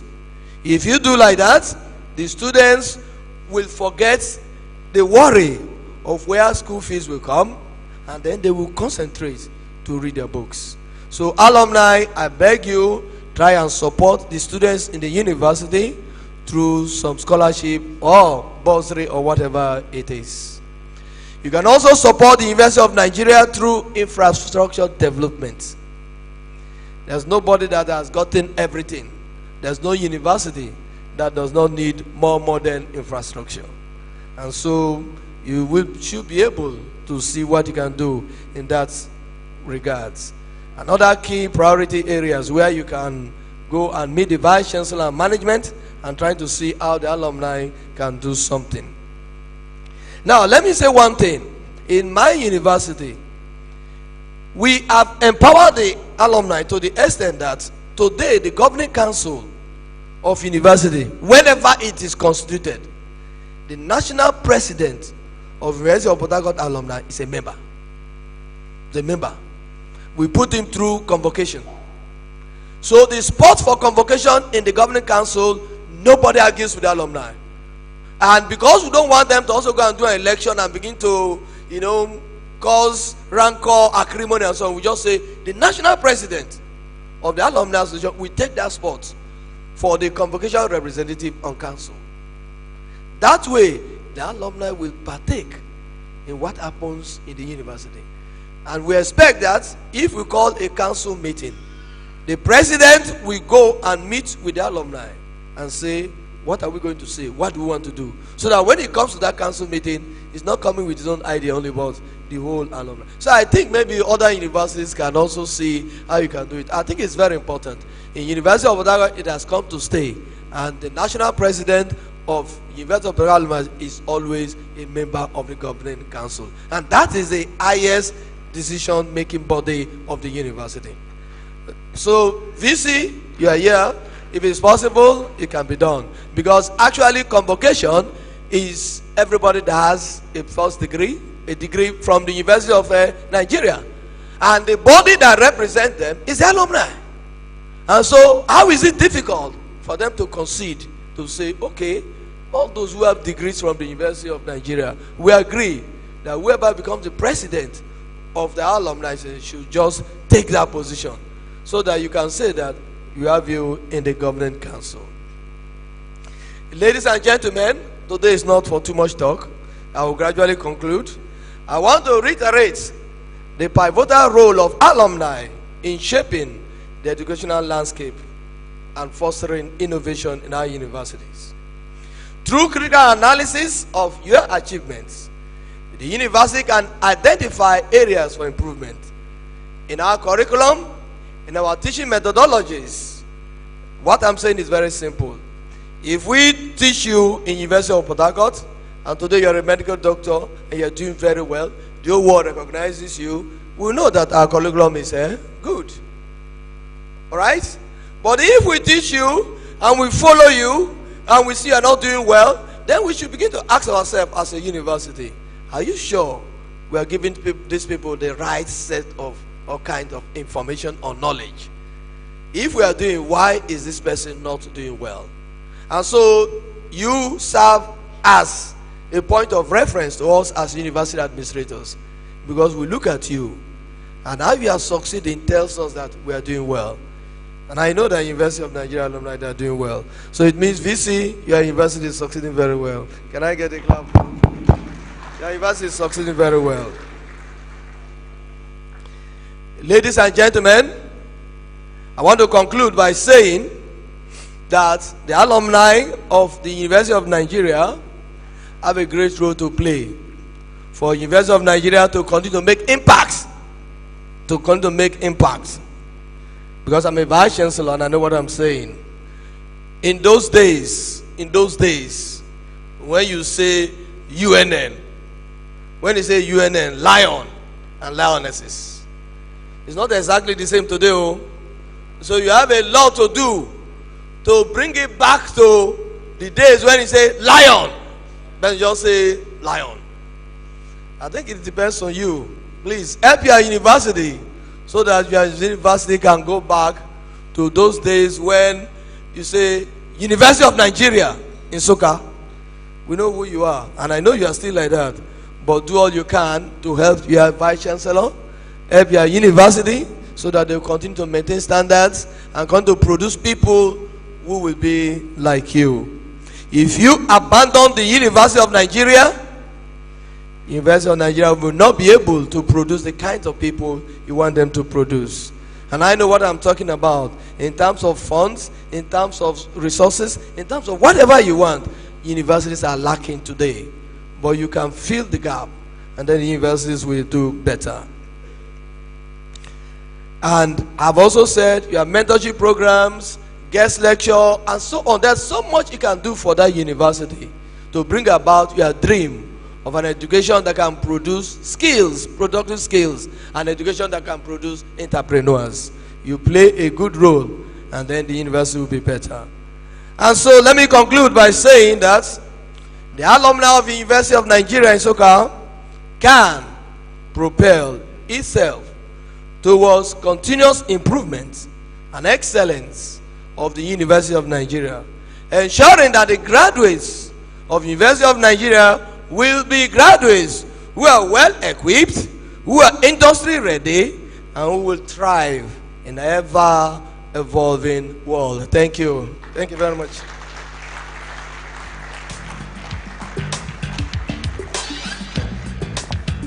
Please a resounding applause to Professor Onare Abraham George Will, Vice Chancellor of University of Port Harcourt.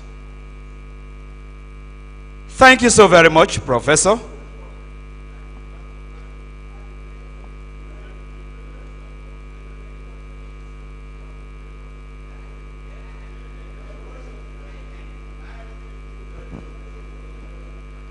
Your Excellency, very distinguished ladies and gentlemen,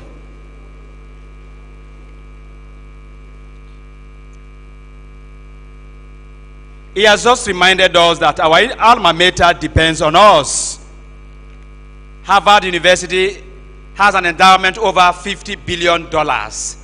Stanford, Yale, MIS, Caltech, 30 billion, 40 billion, 50 something billion in endowment, and they are all from their alumni, and of course academic, university and industry collaboration. In essence, this is what he's saying, that our alma mater depends on us. So on that note, we progress to the second lecture, which is the keynote lecture, before we present the award. And so may I respectfully invite the first keynote speaker, erudite Professor Joe Ezigbo.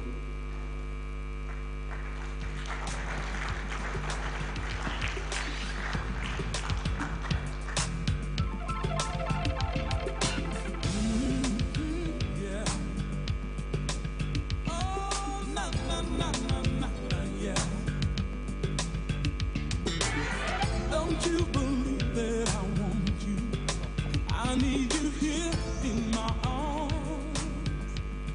Lions and lionesses. You know, in the 60s and 70s, when I was a student at the University of Nigeria, when you shouted lions and lionesses, we roared, lions and lionesses. I remember Aja Jumba back in those days at the University of Nigeria, and our only Sir GTG Toby, and I salute you all.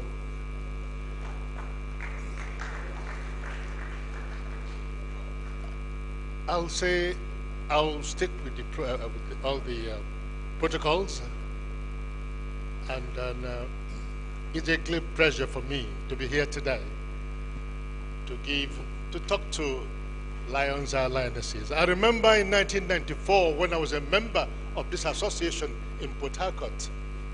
That was a long time ago. I came into Port Harcourt. I lectured at Nsukka for 23 years, and then left and came to Port Harcourt. You'll wonder, what is a medical parasitologist doing in engineering? But that was exactly what happened. The ingenuity of the University of Nigeria. Because at the university, when I was studying zoology, first of all, at Nsukka, I told myself, the human body, the human being, is the biggest. Can I have your attention, please? Lions and lionesses. That's better. I said in the late 60s to early 70s, the war stretched it. I would have graduated in the 60s, but the war pushed it to 1972 when I graduated from zoology. And before my result came out, I was at Imperial College where I did a master's degree in plant nematology. From there, I moved on to study onchocerciasis at the University of Salford, and then came right back to lecture at Nsukka, and I stayed there for 23 years. But you'll ask, why really am I talking about this? Because I need us to remember where we are coming from. I need us to remember who we are. I need us to remember that University of Nigeria breeds lions who defy the system. I came back from the UK in 1977, started lecturing at the University of Nigeria. My first assignment was to take my students to Port Harcourt. Luckily for me, they came in from Nsukka. I flew in from Lagos to Port Harcourt. Our flight was delayed till late in the evening. And I arrived Port Harcourt at about 7 in the evening. And what struck me as the plane was landing was the bright light everywhere as we were landing. Gas flares. The next morning, I took my student and went to Shell to begin the studies of the littoral shores in Port Harcourt. And I met my student, one of my students then, I think now Dr. Isinguzo, who was in HSC. And I said, Isinguzo, what is happening? I came down here yesterday and it was like daylight. He said, well, that the Nigerian government didn't have enough agreement with the oil industries to actually utilize gas. So it was flared. And I said to myself, this is, for me, it was terrible. It was criminal, to say the least, at that early hours in 1977-78. When I came back to Nsukka, my mind was shocked. And I said, back in the UK, we use gas for cooking, we use gas for heating, and for a variety of purposes. I determined, therefore, at that point in time, to do something about Nigerian gas. I came back 77. I lectured for 23 years. And I took my first sabbatical. And I came to Port Harcourt. In 1994, June 4th, I set up a company called Falcon Corporation. Initially, it was Falcon Petroleum. Why am I saying all this? Because the Alumni Association, Port Harcourt branch, welcomed me and my wife into Port Harcourt, made us one of them. But believe me, they were not easy days. I would say not easy days because at the point in time I came out and formed Falcon, I did my this in Falcon. I set it up, did my sabbatical in Falcon. But then I kept on shuttling between Port Harcourt and Nsukka. I'll walk in Port Harcourt.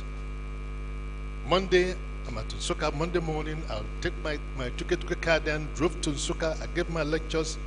On Wednesdays, I would have given my lectures for the week, and I'll come back to Port Harcourt to work again over the weekend.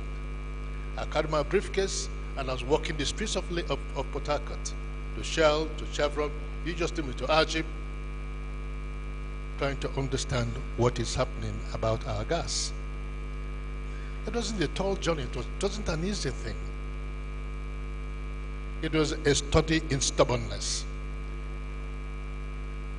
It was a study in resilience. And that's why I entitled this what I was going to say today. I called it Tenacity of Purpose, the Force for Achieving Life Goals. Because I love lecturing. I remember when I meet my old students and they say, Prof, we used to love sitting down in the chair and listening to you. But I'm happy I've graduated professors, I graduated vice chancellors. The current VC of University of Nigeria was my student. I've graduated politicians. Samegu of Ebonyi State was my student. I've graduated businessmen. ABC Transport was my student. And I tried as much as possible to inculcate that spirit of independence in each and every one of them. So when I formed the Falcon in 1994, I set up shop in Port Harcourt. I remember Sir G.T.G. Toby, Ezebo Okoro, Princess. They welcomed me to their fold, and I was part and parcel of them. Some saw me and my dreams as stupid.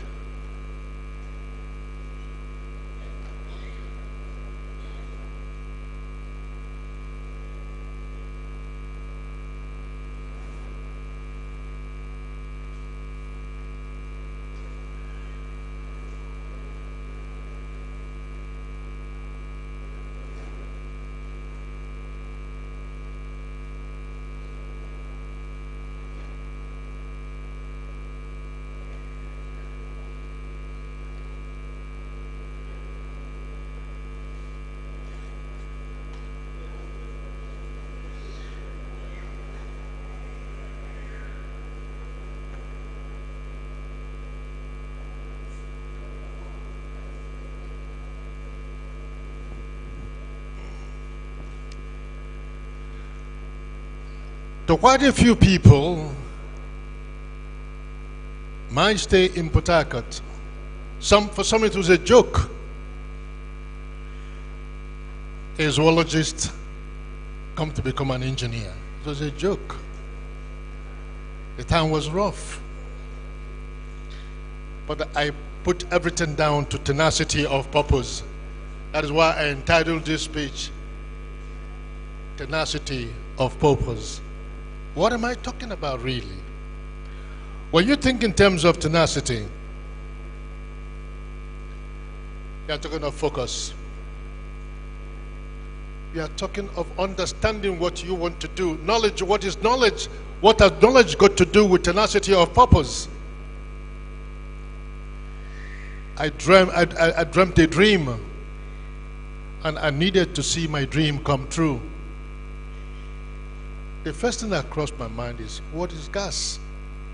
I sat down, thumbed through all the papers, went to my friends, Nigerian Gas Company, went to people that studied chemistry at Nsukka, understood gas. I used it elsewhere in the UK. I didn't understand the principles. Even though general science at Nsukka taught me a bit about gas, I got to understand what it meant. But then it gave me the platform on which to ask further questions, and I did. I asked all the questions I could. But then I knew that I needed knowledge. Information is key for everything you need to do. So, distinguished lions and lionesses, it does not matter what you studied. It doesn't matter whatever it is. Your first degree, your second degree, your third degree is simply a preparation for fulfilling your purpose. What is your purpose?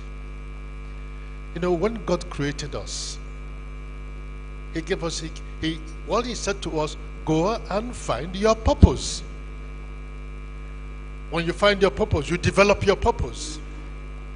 When you develop your purpose, you sit down and then give it back to society, give it back to me.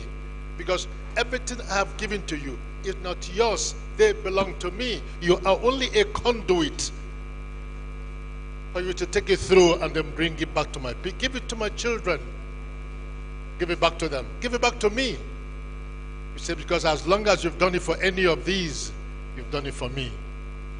That's what it means in effect. Really. That's what life is all about. Anything outside this is all wishful thinking. You find your purpose. How do you find your purpose? You need to ask yourself one big question. What can I do so easily without thinking? What can I do that can stay with morning, afternoon, night and not even be bothered? What can I do that when you wake me up in the morning, I'm up out there and I'm doing it without asking for any reward? Then you found your purpose. Then how do I expand this your purpose to at least feed you, give you your sustenance, build it up, and then give it back to God? That's what it is, really. So when I talk about, when I think in terms of tenacity of purpose for your life, I think of seven pillars on which you can hang it to develop it fully. I think in terms of, I said initially, is knowledge. You need the knowledge to understand, because knowledge gives you power. Knowledge gives you everything. If you fail to get the knowledge, then you have nothing. So at University of Nigeria, the founding fathers of University of Nigeria, what did they do? They gave you a curricula to bring you up, to teach you the natural sciences, social sciences, and humanities. In actual fact, that the biggest breeding ground to train you and equip you for the things you needed to do.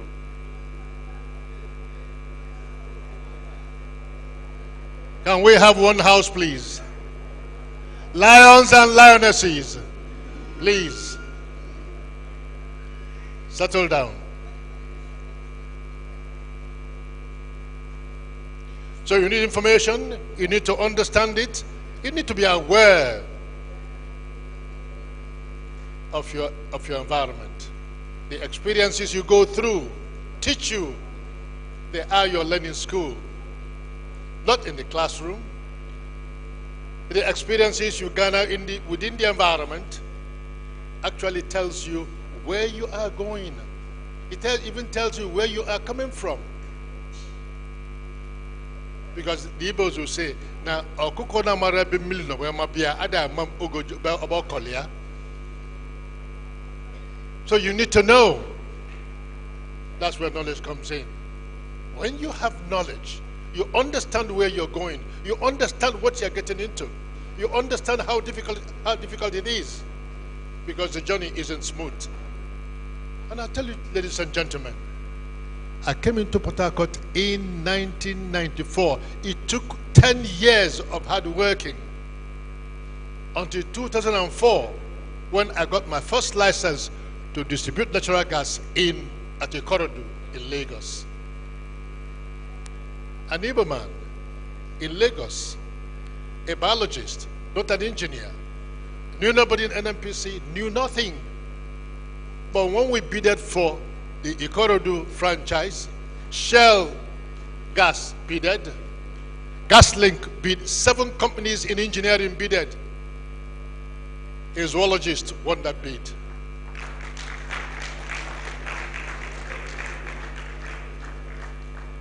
It's not because I read zoology, but because University of Nigeria gave me the implements, gave me the equipment, gave me knowledge and how to seek knowledge.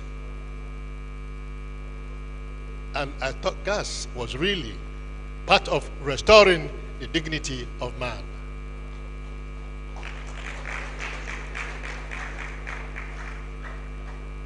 So what happened? I got it. Within 7 months, I delivered my first gas to my first customer, unheard of in the gas distribution industry. Why did that happen? Because they thought this guy knows nothing about engineering. He was going to fail. We'll teach him a lesson or two. Falcon ended up teaching them a lesson or two. And I put it first of all to God, who gave me understanding, gave me the resilience, and then to University of Nigeria, my alma mater.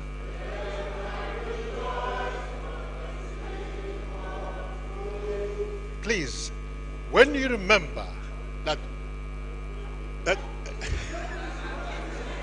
okay, good. University of Nigeria, my alma mater.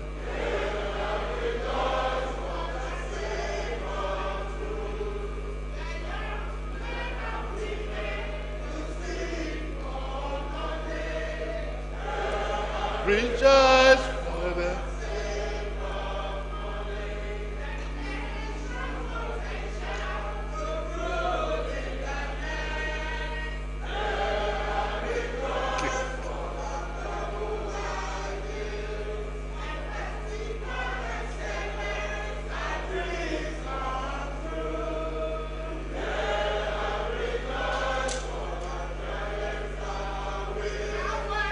Alma mater, my alma mater. And I deals for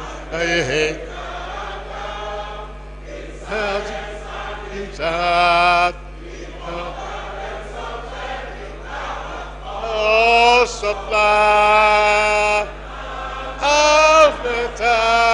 alma mater, whose hand I this, and now highest in art. Now, oh, sublime. You know, the amazing thing is that we know this song, we have learned this song, we like it, and when we come to gatherings, we sing it. But how many of us have sat down to ask himself or herself the true meaning of that song? What has it taught you? What have you learned from it? What have you gotten so you can give it back to society? That's what it is. When Zeke and the others created the only university of Nigeria in the entire Nigeria, the only university of Nigeria, the first university of Nigeria. Not only is it the only university of Nigeria, it is the first university of Nigeria. So knowledge begins from there. So you think of knowledge, and you think in terms of purposefulness. What is purposefulness? Is to understand what is my purpose. Where is it going to take me to? What do I look ahead? What do I want to be? What do I want to be? What am I able to put together? The implements to be able to achieve your purpose. But above all, you must have faith. What is faith really? What is really faith? Faith is belief. Faith is belief in yourself, in the system. When all things are saying no, you are saying yes. And I'll tell you what brought me to this level. Let me leave faith first. When I started Falcon, I came to Lagos. I brought a partner from the UK, Portsmouth in the UK. And when I was leaving, I took him back to the airport. And I dropped him at the airport, Morsa Mohammed Airport. And he said to me, Joe, do you know one very funny thing? That if you stood in Nigeria long enough with a dry walking stick, if you stood in Nigeria long enough with a dry walking stick, that walking stick will absorb water, develop roots, and bear fruits. It has never left me. That was the first thing I knew. I was told this by an Englishman in Nigeria. And I knew really that my leaving the university wasn't a mistake. Because a lot of people laughed at me. Why did you leave the university? A professor of medical parasitology, you left to come and struggle in Port Harcourt. And I walked the streets, I tramped the streets of Port Harcourt. A lot of people laughed at me, but the resilience that sustained me was incredible. Then he said to me again when he was leaving that the streets of Nigeria, they're all paved with gold. All the streets of Nigeria are paved with gold. However, we need to develop our own personalized implements for picking up those gold. If you understand that, you know your path is very clear. If you understand that the streets of Nigeria are paved with gold, don't jack back for goodness sake. Find your purpose, find your implements, and then pick up your own personalized gold in the streets of Nigeria. And that gave me hope. That gave me faith to survive during those period, those era when things were tough. What I'm trying to do is to give you the small history of Falcon and see how you can find the implements for your own gold. And then you go to hope. When you are walking stick, you must have faith. Eventually it will absorb water. You must have hope. You stay with it. For 10 years, I was he who can tell you about my sojourn in Port Harcourt. There were days I ate bole and fish with my wife to survive. A professor of medical parasitology. And I ate fish and bole to live for days on end because the money wasn't there. Did I go back? I had jobs everywhere in the universities, come and lecture with us, and I told them no. The only university I can work for is University of Nigeria. Take away University of Nigeria, there's no other university. I'm being very honest. With your apologies.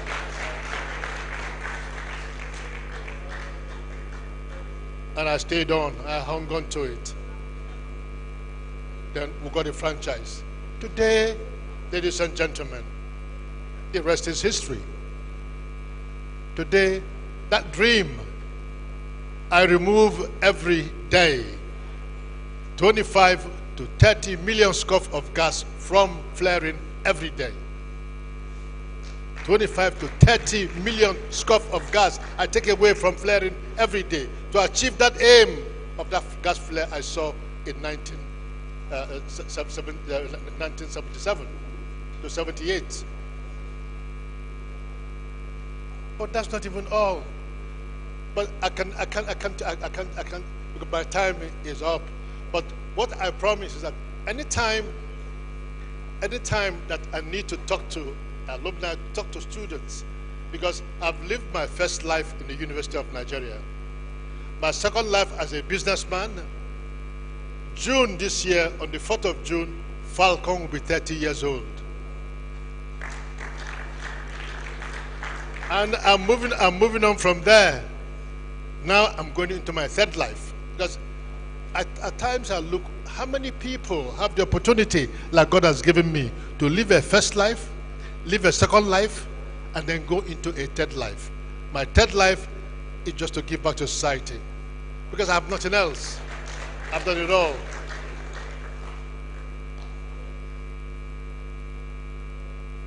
And ladies and gentlemen, I'm always available. Anytime University of Nigeria is mentioned and there's anything that demands of me, I'll be there. Live and in color.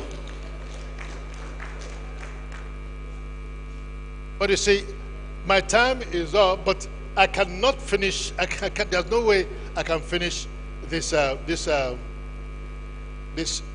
small talk I've given to you without a quote.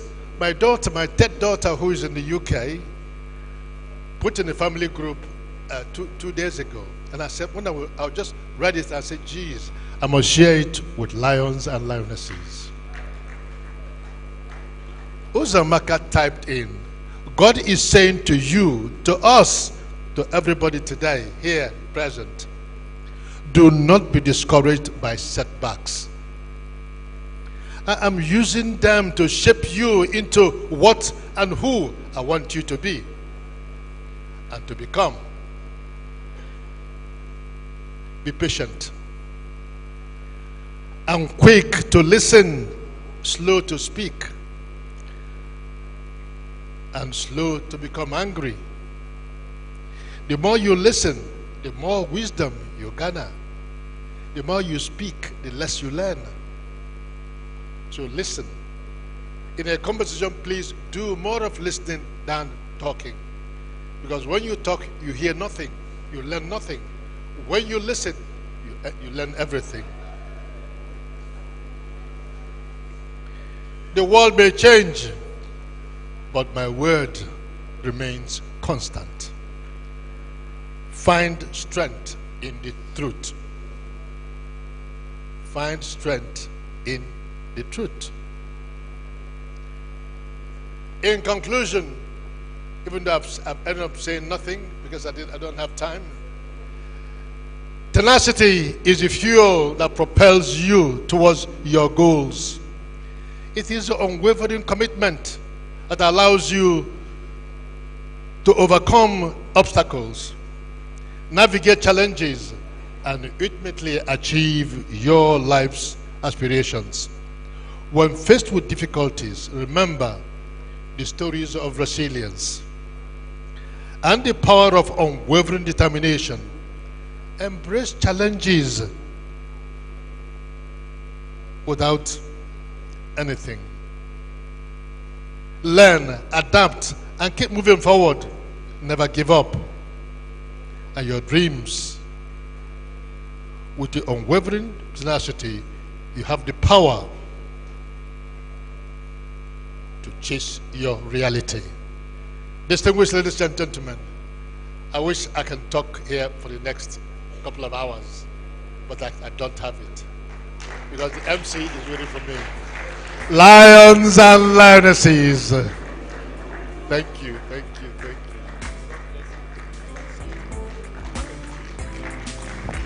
you. Please, a resounding applause.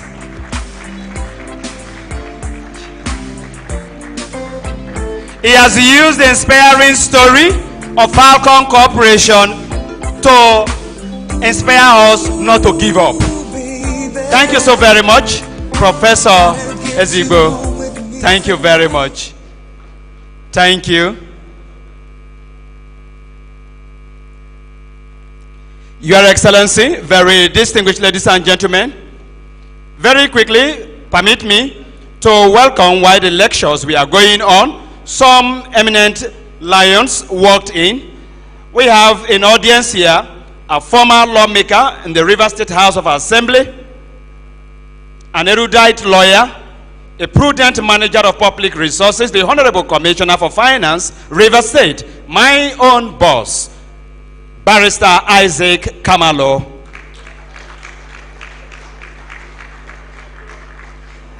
And also we have here another eminent lion, the Vice Chancellor of the Nnamdi Azikiwe University, Awka. Please welcome Professor Charles Okechukwu Ezimone.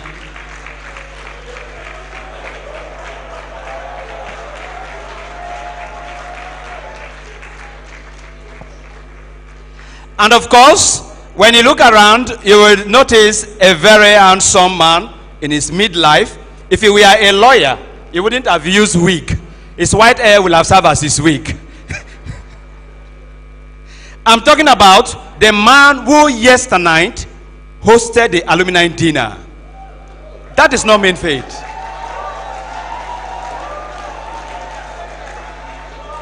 An accomplished medical practitioner, and a lawyer, the Chief Executive Officer and MD of Palmer's Hospital, Port Harcourt, Dr. Okechukwu P. Ibabuchi.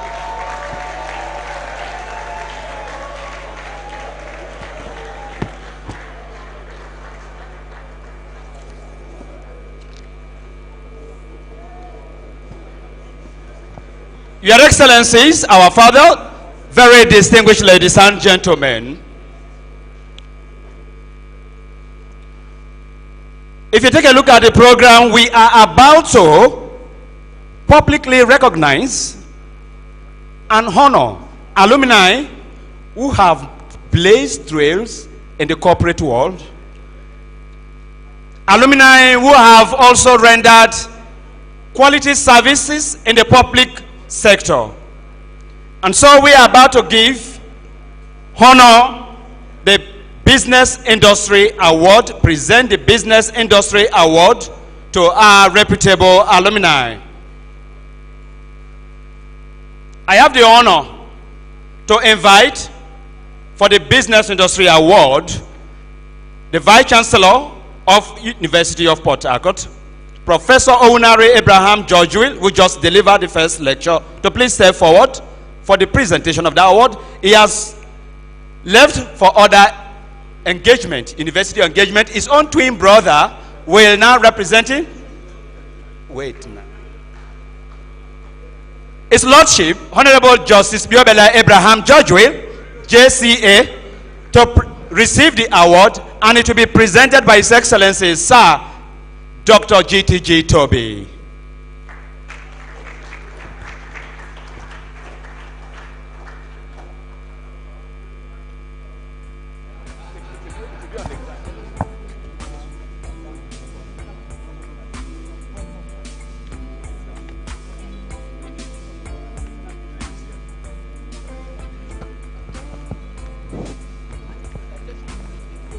Please, the citation of the awardees are contained in the program. So please, we can go through them after now. Your Excellency, sir. This is given to Professor Owunare Abraham Georgeville by the University of Nigeria Alumni Association in appreciation for distinguishing yourself in your chosen career and impacting on humanity, thereby restoring the dignity of man. Dated this day, 20th April 2024, and congratulations. This is signed by Lady Doris Ukoro, National President, University of Nigeria Alumni Association. Hand it over to Prof. And like I told him, having borrowed one of our best, he has to pay for it. They don't borrow for nothing. You don't do this for nothing. So thank you very much. Congratulations.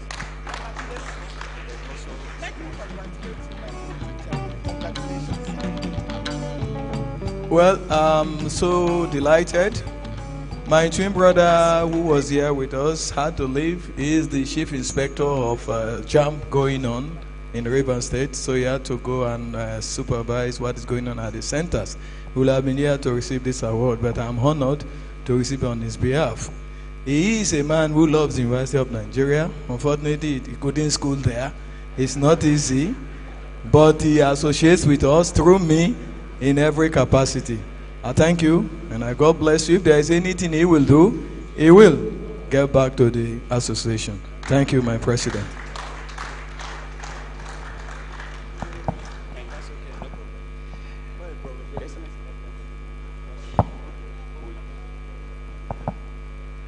Very distinguished ladies and gentlemen, please, may I crave your indulgence to recall that when the national and global president was presenting our welcome address, she made mention of our areas of need.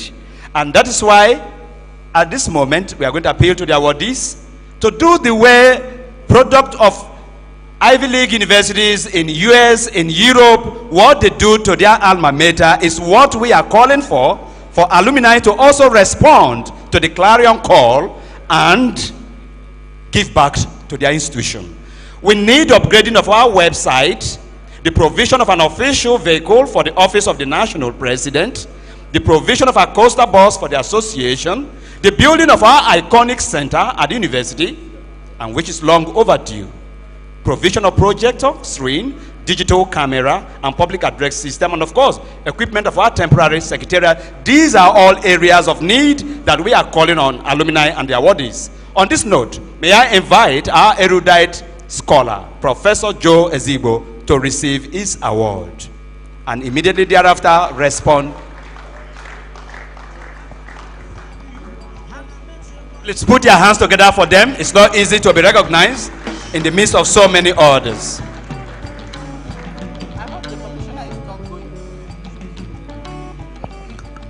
His citation is already in the program. Business Industry Award presented to Professor Joe Ezigbo on behalf of the University of Nigeria Alumni Association, UNAA, in appreciation for distinguishing yourself in your chosen career and impacting on humanity, thereby restoring the dignity of man. Dated this day, 20th April 2024. Congratulations, Lady Doris Okoro, PhD, National President, 2022, University of Nigeria Alumni Association.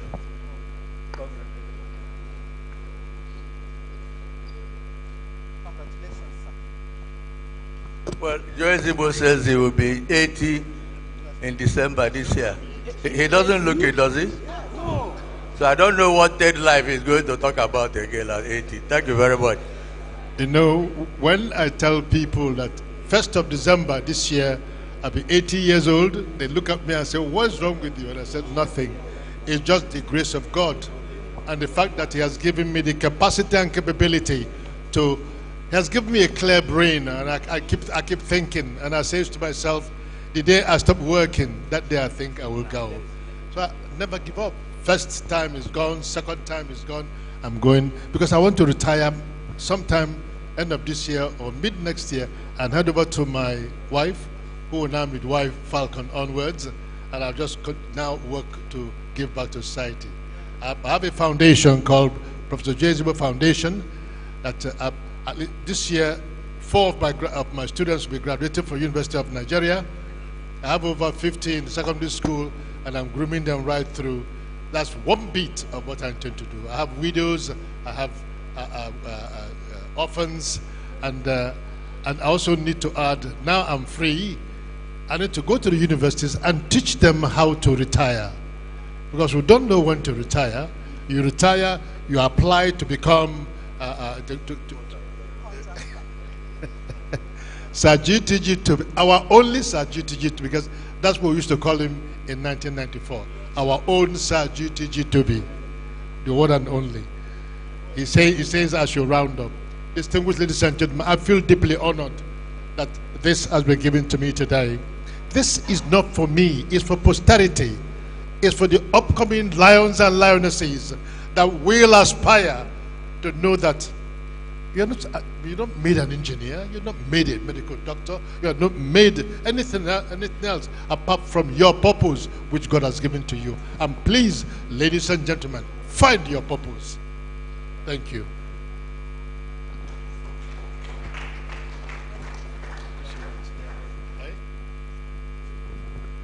I'll be honest with you, I'm hearing now about it. When I get back, my office will get back to you. My TA is here with me, so he will remind me and will make our contribution known. My own Sir GTG, thank you so much. Thank you, Prof. I was just telling him that he should not give us another lecture, which he was telling to do.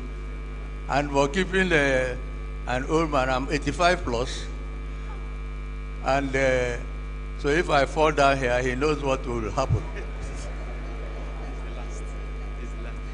Congratulations, Your Excellency. The next recipient is Okechi Maduba. Please step forward. Okechi Maduba.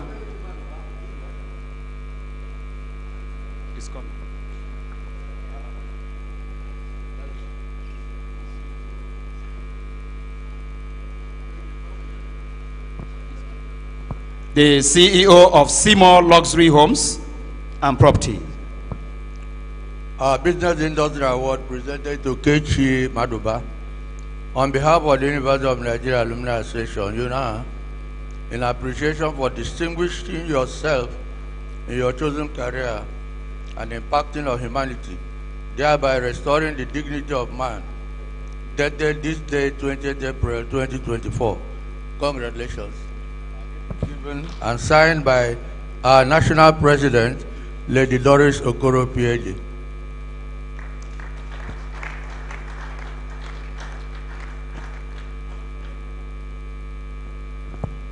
Your response, sir. Thank you very, very much. I am honored to receive this award. What we're doing, we'll keep doing more. On behalf of my company, Seymour Properties, Seymour Luxury Homes, we'll keep doing more. And I'm going to support the cause with ₦1 million. Thank you.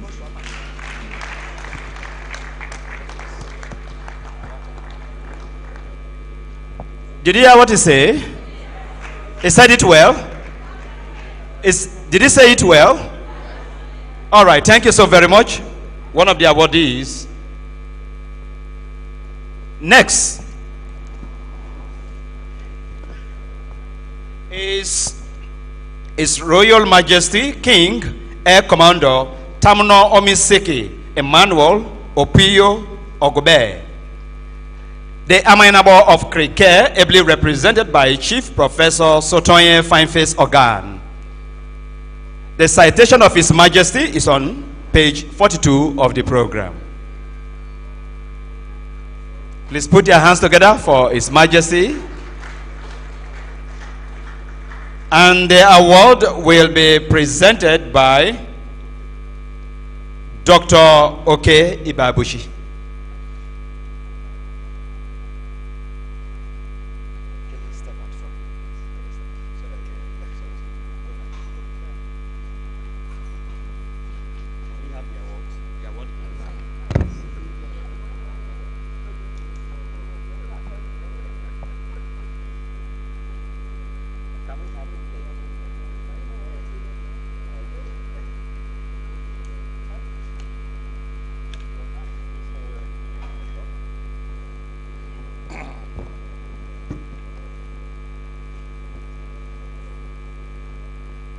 Lions and lionesses. Lions and lionesses. It's like we don't know how to answer this thing again. Lions and lionesses. I think it's just interesting that I have to present this award. The representative of the awardees, someone that's been known to me for years. So for years we've not met, and we used to meet very often. So please, you can see how he's smiling away. So I'm happy meeting him today. His Public Sector Award presented to His Royal Highness King Ekomodo Tamuno Omisiki I Opuyo Ogube. On behalf of University of Nigeria Alumni Association, in appreciation for distinguishing yourself in your chosen career and impacting on humanity, thereby restoring the dignity of man. Dated this day, 20th April 2022-24. Congratulations. This award is signed by our global and national president, Lady Doris Okoro, PhD, Aloha.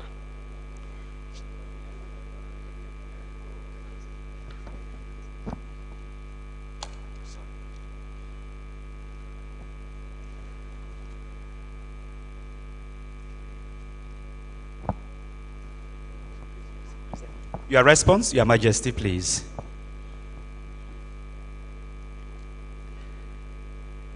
I am delighted to receive this award on behalf of the Amayanaba of Kirike Kingdom. No other person than the King Air Commodore Tamno Omisiki Opuye Ogube, the Perekule King Ole One, Ogube One of Kirike Kingdom. He has mandated me to represent him, and I will tender this award to him, and definitely he will reach either the Port Harcourt rep, the zonal leader, or the national and global leader of the Alumni Association. I am very sure by Monday he will do that and close out this. Thank you very much. Congratulations. Next recipient is the youngest commissioner in the Rivers State Cabinet, the Honorable Commissioner for Youth Development, Honorable Dr. Chisom Kenneth Bale. Please step forward. He's a member of several professional bodies, such as the Nigerian Environmental Society, the National Society of Natural Disaster Risk Managers. You are welcome.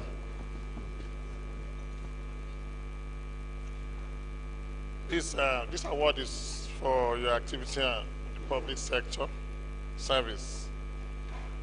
It's been presented to Honorable Chisom K. Bali, JP, PhD, on behalf of the University of Nigeria Alumni Association, in appreciation for distinguishing yourself in your chosen career and impacting on humanity, thereby restoring the dignity of man, dated this day, 20th April 2024. Congratulations. This award signed by our global, national and global president, Lady Doris Okoro, PhD. Aloha. Thank you.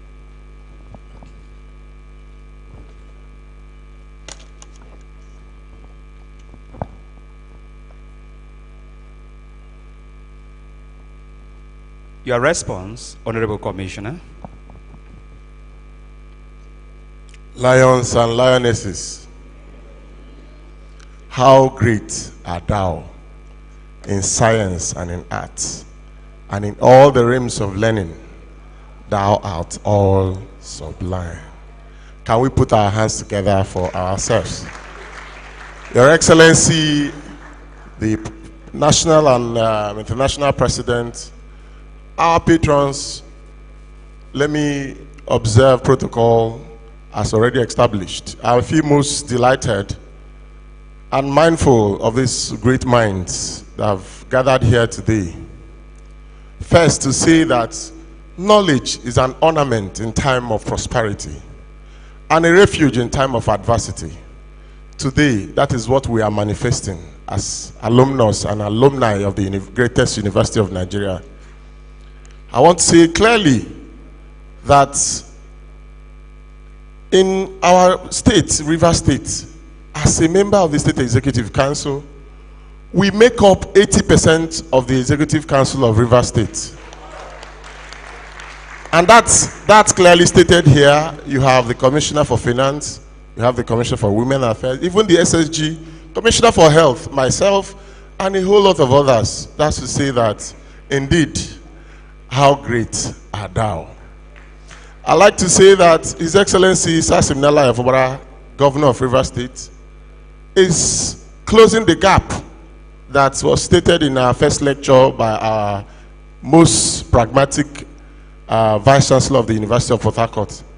And that is to say, we have prioritized, and courtesy of your own, the training of youth.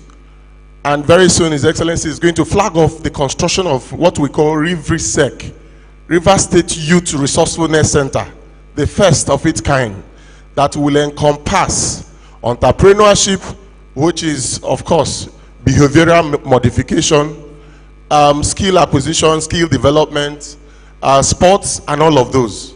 And so we're already on it. And like you know, there is a rising tide of peace and still waters of prosperity in River State, orchestrated by the Governor of River State. And welfare of the people is also a cardinal point in River State. And that is why you're seeing everywhere is cool and calm. I welcome you to River State, and I thank you for this award. And we have had a tete-a-tete, we in the Executive Council, that we are not just going to make a contribution as members, we are also going to facilitate, because I hear that our project will soon kickstart. We are going to facilitate His Excellency's contribution to making sure that this infrastructure, this edifice, this monument we're about to put in River State will be fast-tracked. Thank you so much, and God bless all of us.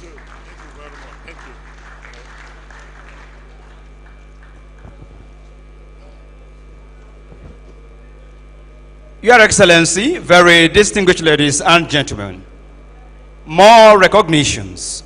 As I invite to step forward for the award, Roslyn Aboyofori Apawari Uranta, PhD, the Honorable Commissioner for Women Affairs, River State, a retired civil servant, an author of several books, and now serving the state once more as the Honorable Commissioner for Women Affairs, Dr. Roslyn Uranta.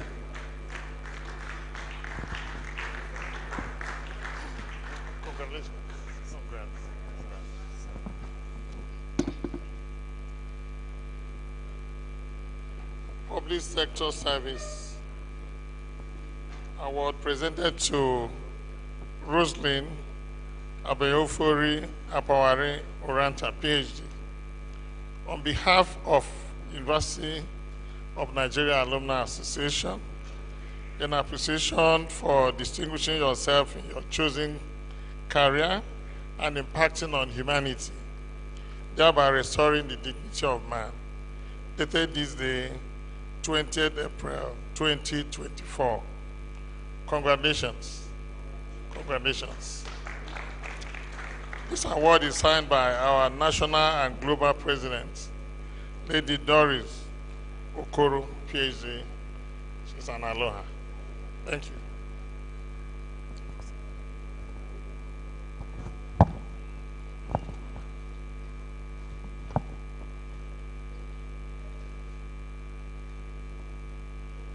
A brief response from you. Lions and lionesses, I'm so delighted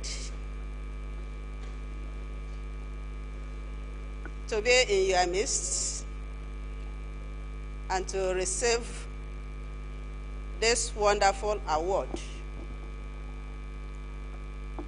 Before I start, I have to thank all my senior leaders, the stakeholders of this noble institution, University of Nigeria, and Nsukka,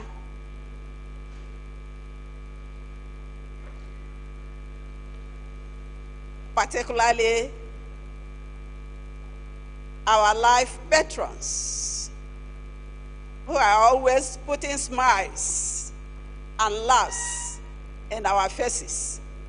Anytime we see them, we feel happy. They have produced a lot in this institution. I also want to thank the national and a global president. It is not easy. My fellow woman, you know, I'm the Commissioner for Women Affairs, River State. So I'm proud when I see the women who have achieved so much, particularly from this institution. We thank you so much. But I have to thank our wonderful and a good person, the principal of the River State, His Excellency, the Governor of River State, Sasim Nalai Fubara, Grand Service Star of River State. We thank him so much. Just as my colleague have said earlier, I don't want to add too much. About 5 of us in the cabinet of River State Executive Council.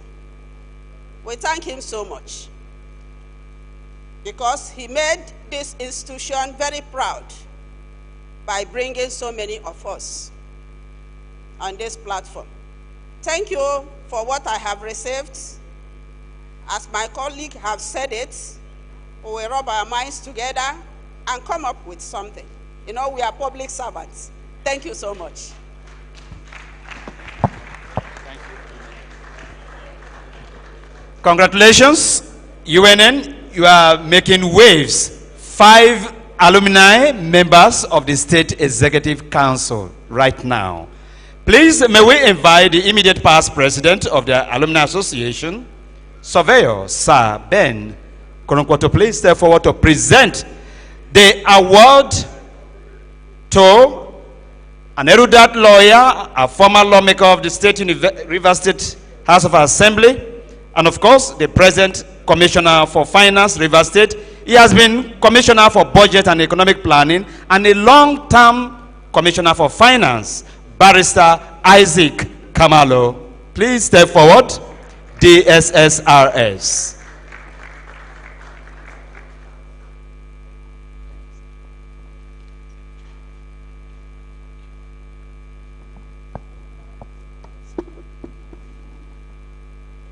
Lions and Lionesses, Public Service Award presented today to our brother and the lion, Isaac O. Kamalo, DSSRS. On behalf of the University of Nigeria Alumni Association, in appreciation for distinguishing yourself in your chosen career and impacting on humanity, thereby restoring the dignity of man. Dated this day, the 20th of April, 2024, and signed by our global president, Lady Doris Okoro, PhD.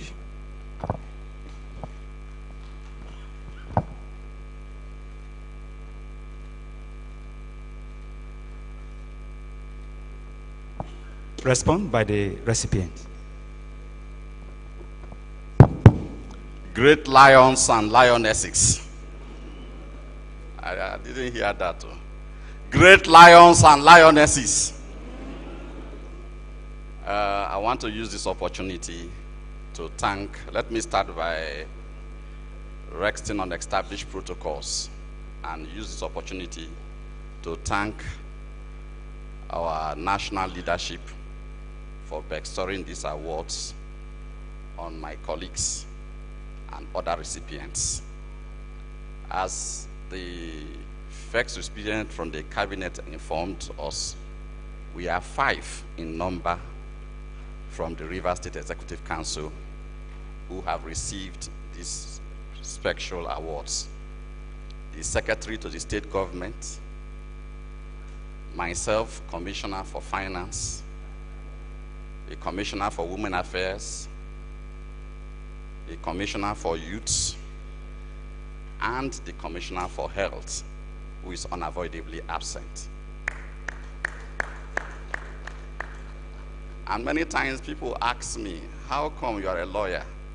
And since 2015, you've been Commissioner for Budget and Economic Planning, and subsequently since 2019 to date, Commissioner for Finance. And I tell them that the secret is that I'm a product of University of Nigeria. So we have put our heads together, and prior to this time, I had a meeting with the LOC. And I recall that following that engagement, they wrote to His Excellency for support in respect of the new site and the remodeling that is to be done. So as members of cabinet, we have agreed that we will support our programs in two respects. We will push for His Excellency's intervention in that project. And two, we will meet and then offer some financial support from the five of us collectively to support the activities of the association. Thank you so much, and God bless us.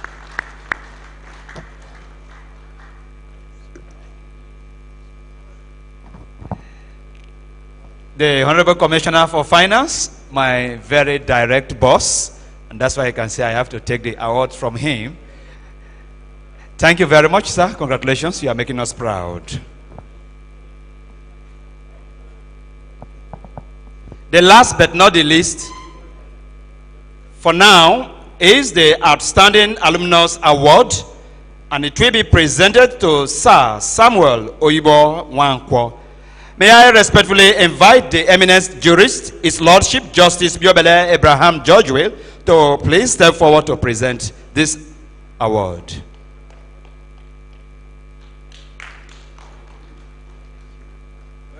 Please, Sir Wankwo. The award, please.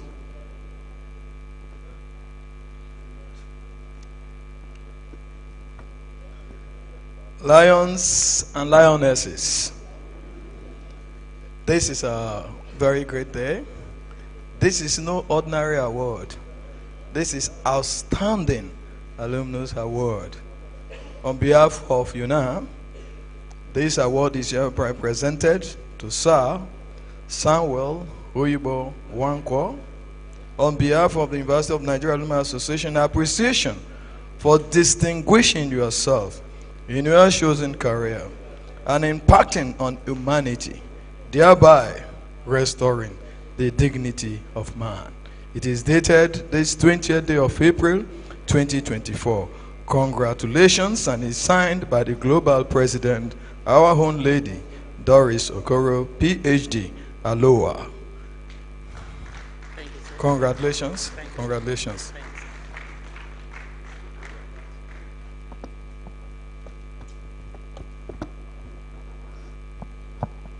Lions and lionesses. Lions and lionesses.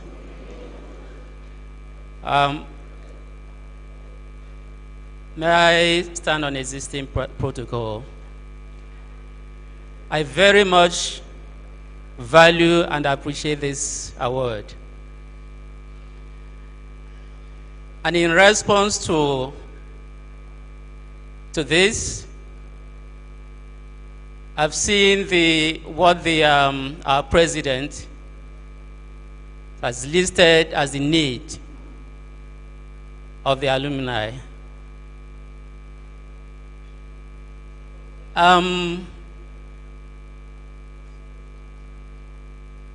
I'm not trained to make financial commitments in public. But take it from me that I'm going to get back to the executive and do the needful. Thank you very much. Thank you, sir.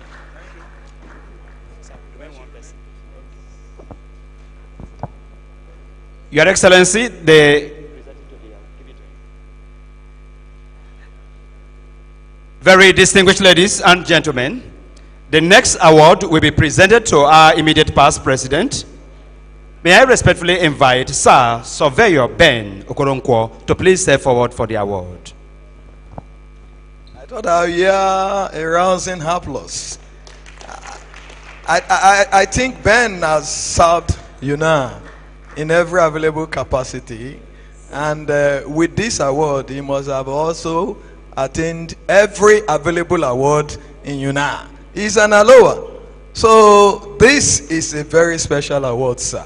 It's in recognition of you are distinguishing yourself in your chosen career, impacting on humanity, restoring dignity of man, and even taking UNAA forward. Thank you so much for the service you have rendered. On behalf of the presidents assigned here, Lady Doris Okoro, PhD, Aloha. Congratulations, my own immediate past president. God bless you.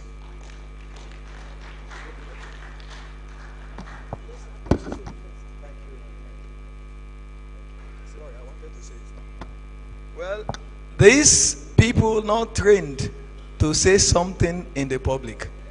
I don't know when it became to become a training that we say something in the public. But let me tell you one advantage before I give him the mic. It helps in accountability. It helps in accountability. I will see an executive, I will see ESCO. The ESCO may not immediately return to you to tell you what they have seen. It may be in the account, but you are not privy to the account. So sometime, let us hear, so that as we are going home, we know even what has dropped. Thank you. God bless you. Thank you very much. Lions and lionesses, my revered life patrons, Sajiti Jitobi, and Aloha, our very great Aloha, Anye Jagamba. Distinguished ladies and gentlemen, every other protocol duly observed. I heard when the status quo people came out and they were talking about the number of our members in their cabinet. It didn't start today. Remember, in this state, we had the executive governor and the deputy governor from the University of Nigeria. Didn't it happen? And that was Sir Dr. Peter Odele being the governor, and His Excellency Sir G.T.G. Toby being the deputy governor. And we had them in one, during 2006, when we commissioned the only alumni center ever built by any alumni organization. Having said that, I want to tell our status quo that this is not the first time we're having our people in the government. I don't know why people are afraid to say anything.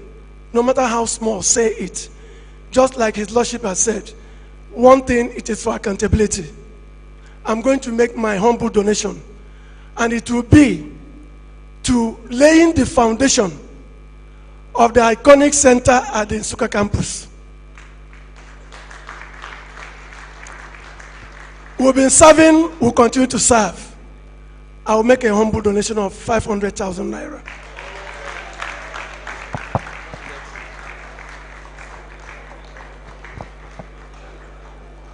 And you will also do the survey work. Thank you so very much. 500,000 naira coming from Sir Ben Okoronkwo, immediate past president of the Alumni Association. Thank you very much, and all the awardees for making us proud, and for the alumni also to recognize you. Your Excellency, very distinguished ladies and gentlemen, before we move on to the next, to invite a cultural entertainment, permit me to welcome and recognize the dignitaries that accompany the President General of the Ohaneze Indigbo. They are here with him. So please, let's welcome the Right Honorable Chidozie Alex Ogbonaya, PhD, the National Publicity Secretary. Put your hands together for him. Dr. Ezechi Shuku, also in the company of the President General. Dr. Peter Mbam, President of Ohaneze, Ebonyi State. Dr. Lucky Ekeji, President of Ohaneze, River State. All of them, doctor. That's intimidating. Barrister C.J. Iyemedu, the President of Haneze, Imo State. Pat Ayao, the Special Assistant to the President General, and Sir Ben Oswago, the Chief Press Secretary to the President General. Please, let's welcome all of them together. We now welcome, for your pleasure, the cultural troupe.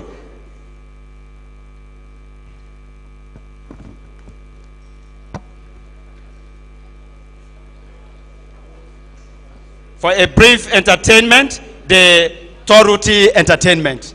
Just 5 minutes.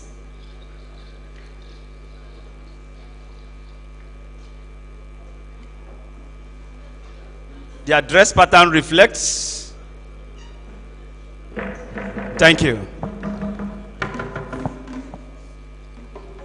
You have just 5 minutes. Just 5 minutes. Displaying the cultural heritage of River States.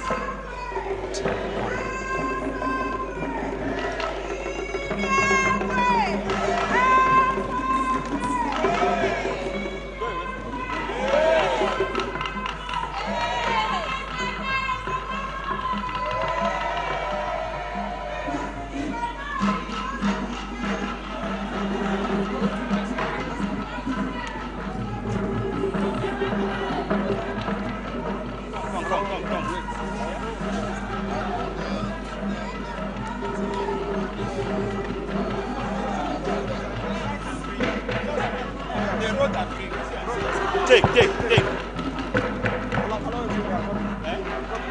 What next after this cultural? What do we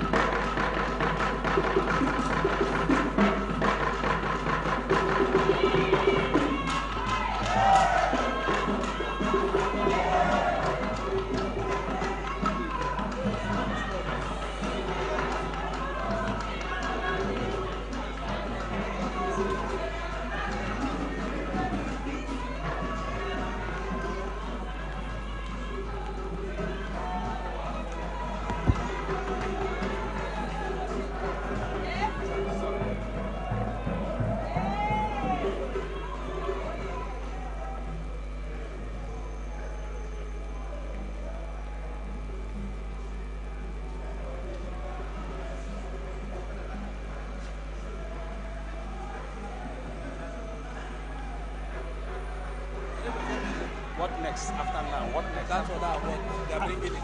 They are bringing it. We don't. We should rise above this level. By now, all this is should have been. Yes. I'm not angry. I'm going to keep them on the stage for a long time. So now, what? When I retire, what next? We can't give a bad game. Where are the awards like that?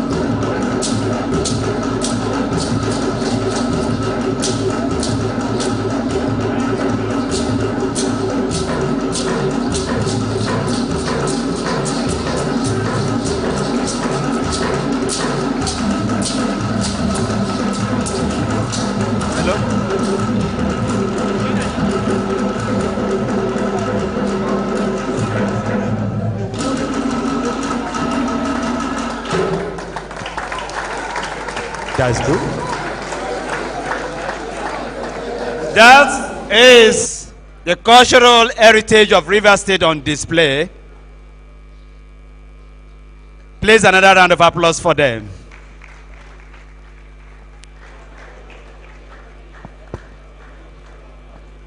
Area. We call it area when a lady rites of passage. In times of rites of passage, you find the ladies being dressed in this pattern occasionally. Womanhood, childbirth, maybe the burial of a very aged personality in the village or chief. So these are for special traditional occasions. You see this kind of dressing. Thank you so very much.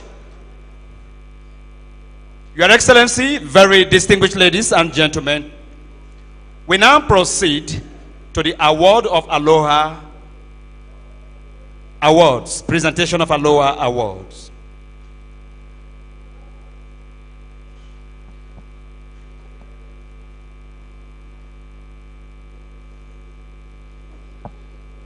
Let me await some guidance.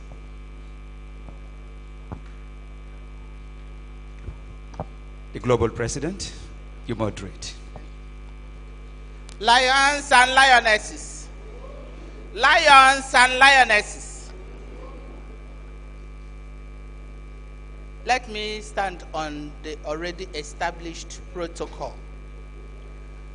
This is the highest award the University of Nigeria Alumni Association gives to its deserving members after being screened by a committee established by NEC or constituted by NEC. So many people were fielded in by their branches, and after rigorous screening, our constitution says only 4 will be presented to NEC for ratification. And the president has the powers to appoint the 5th person. Having gone through all these processes constitutionally, I hereby, before you, on behalf NEC members, present to you the following persons. Please, as I call you, you step out. Honorable Justice Biobele A. Georgewell.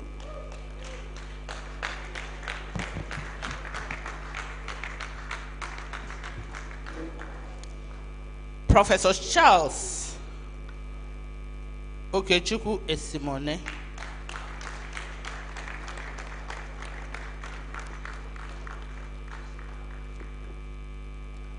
Engineer Professor Ngozi A.A. Okoreke.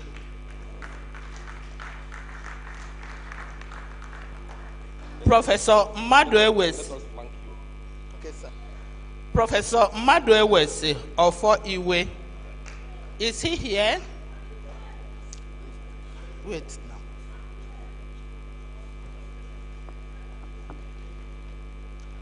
The Constitution says you must be physically present to receive the award. And he is on his way. It's only one will see him that will present that award. Honorable Bishop Eric Chuka Ajuegbe. Bishop Eric Chuka Ajuegbe is my own candidate. And all of us will attest that Bishop Chuka Ajuegbe, irrespective of his engagement and church activities, he attends all conventions in US and UK. He attends most of our NEC meetings. He attends all our functions and activities. So you merit my nominating you as one of the Alohas.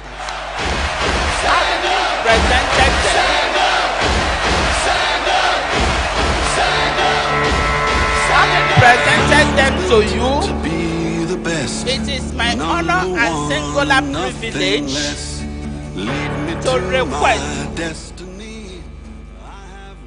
It is my honor and singular privilege to invite our most senior Alohas and life patrons to come and present this Aloha Award on my behalf. Thank you. Stand up for the champions, for the champions. Stand up, stand up, stand up for the champions, for the champions.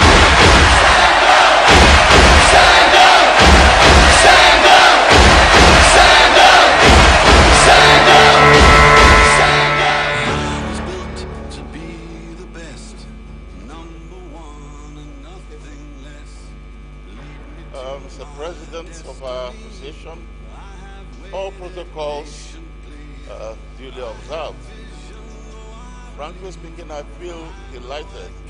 I'm very happy to have the opportunity of performing this duty, which is a very sublime duty of giving honor to those who deserve to be honored, of honoring men and women who, after graduation, have been able to launch our University of Nigeria to a very high point in services of God and man.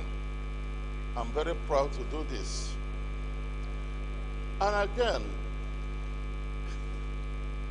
as I've told people several times, I have a lot of sentimental attachment to the University of Nigeria for many reasons. This is one of the reasons. I was the first person to receive this Aloha many years ago. I was also the first person to serve in the governing council. I remember when the lecturer spoke, the vice chancellor of University of Port Harcourt, he talked of alumni being in the council. I was the first alumnus of University of Nigeria to serve in the governing council. I would therefore have great pleasure presenting this, and I want to say congratulations to all of you. Your names have been read out, so I think President General, now you call their names, and then when you give it to me, I present it and check them. This is for Honorable Justice Biobele A. George.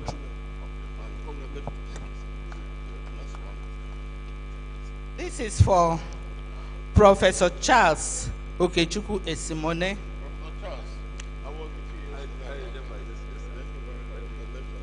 This is Professor Engineer Professor Ngozi A. Okereke.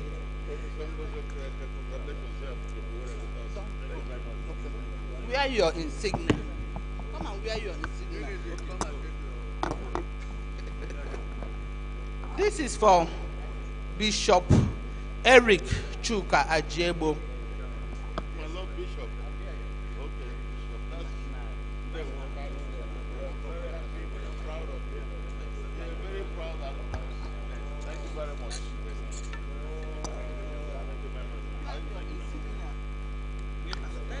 Wait. My job done? Your job is done. It's remaining presenting our excellency as our chief, as our life patron.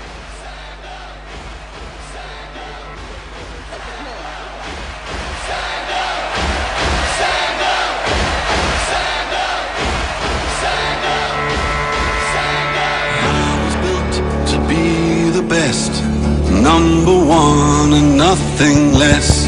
Photographs can wait, please. Our life patrons have another function. Please retire to your seats. The photograph can go on later. Keep that one. So stand up for the champion. Please.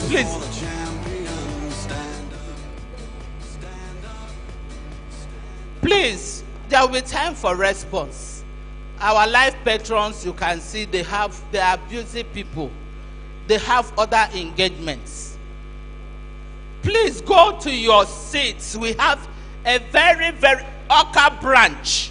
Please, our Aloha. Please let your people go to their seats. Lions and lionesses, may I on your behalf request our life patron. They have served this association with their life and whatever God has blessed them with. They are above 80, are still very much committed in this our great movement. And we felt we should now allow them to take their time and rest and advise us from the house. And when occasions like this comes up, we will now request them to be physically present. That was why we decided, NEC decided, to confer on the two of them the life patronship. We have gone to Chief Iwanyangu's house to formally present his insignia, and we have not done that to His Excellency Sir GTG Toby, and we said it must be on this August occasion. Having said that, on behalf of NEC, I humbly invite you, sir,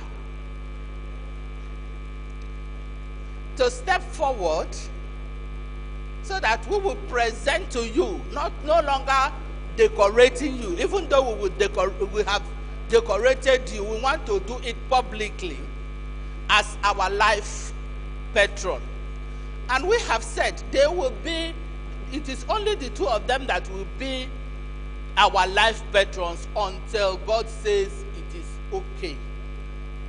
Lions and lionesses, may I on your behalf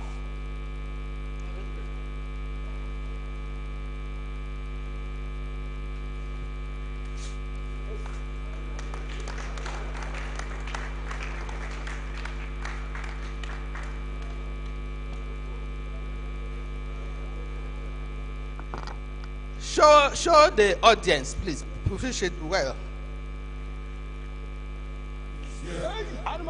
We want you to keep this in your. We want you to keep this in your room or in your parlor, where you will wake up every morning to see this and continue to be proud that you graduated from the University of Nigeria, and also continue to be proud that you have been a one-time national president, and continue to glorify the name of God that you are alive to become a life patron of this association.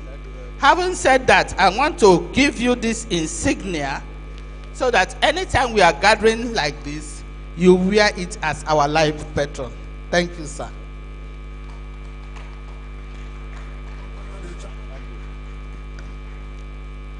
Congratulations, sir. Emperor, the conqueror, the champion, the lion is here. Lions and lionesses. It looks like you're tired. That is the reason why we must close. Lions and lionesses. Now, when this giant life-size thing was being given, I didn't hear you clap. Does it mean you don't want me to get it? Well, thank you very much. Let me seize this opportunity to make a very short and brief statement before I call on our life patron, Aheja Gamba, a man I've known for many, many years. First, I want to thank the Alumni Association, the Global President and National Executive, and all of you for this great honor, for thinking us worthy to be your life patrons. Actually, we don't have an option but to support the organization that we founded. Many of you may not know, but I'm always happy to announce that I was one of the pioneer students of the University of Nigeria. We came into the university in 1960. We laid the foundation on which we are building now. and I graduated in economics in 1963. That is 61 years ago.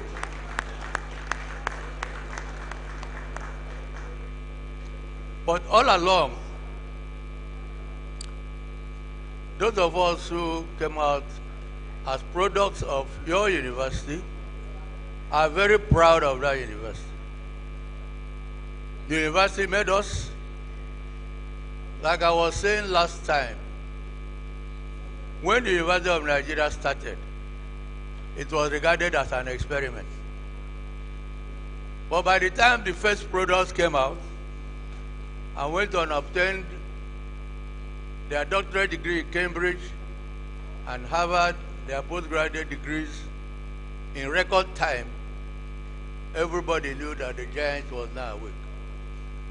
And everybody knew that the University of Nigeria was an experiment that has succeeded. But one thing that happened was the first products of University of Nigeria took the civil service exams in those days in Western region. And I don't recall whether it's first 20 or first 10, but in any case, the first 20 or so who succeeded in the Western Nigeria civil service exams were products of University of Nigeria. And from that time on, we didn't stay on again. And all universities finally adopted the General Studies program. That was what made the University of Nigeria unique. Today, we're happy when we see all of you still flying the flag of University of Nigeria, University of Nigeria Alumni Association, which we founded in 1965. And in Port Harcourt here, I was the first president. And I'm very happy to know that Port Harcourt branch is still very strong in the alumni movement. You can't go without Port Harcourt. Now, Chief Dr. Engineer Emmanuel Iwanyawu, OON, MFRON, CFR, Aheja Gamba, the President General of Ohanese Zondibo. Now, when he was asked to become President General, I called him to congratulate him because that's the first time the Igbos have gone to somebody and said, come and lead us. He didn't apply for it. He didn't campaign for it. And we watch history and we know what happens when these things come. Emma, as I call him, and I'll still call him because he's my younger brother. He was there and they were leading delegations.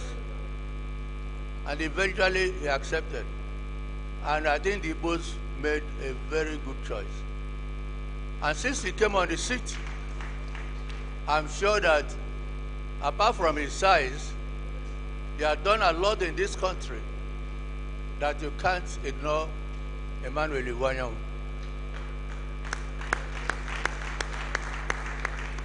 But coming to talk for what we are here for. Like he said, he was our first representative in the governing council, and he has contributed a lot in the development of the university. And he got the honorary doctorate degree of that university.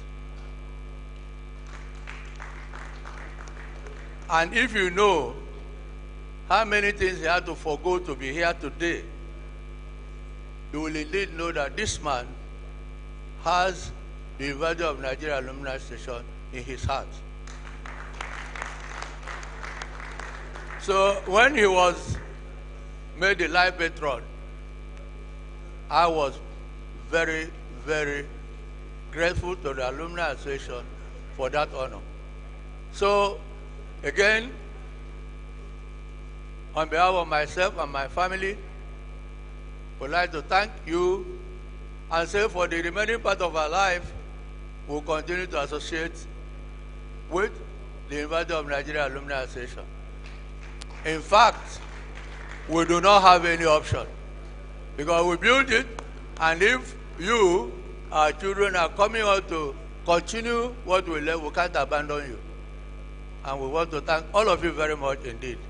Thank you, and wish you all, when you go back after your NEC and your convention, safe journeys to your various destinations. Thank you. Would you like to come and say a few words?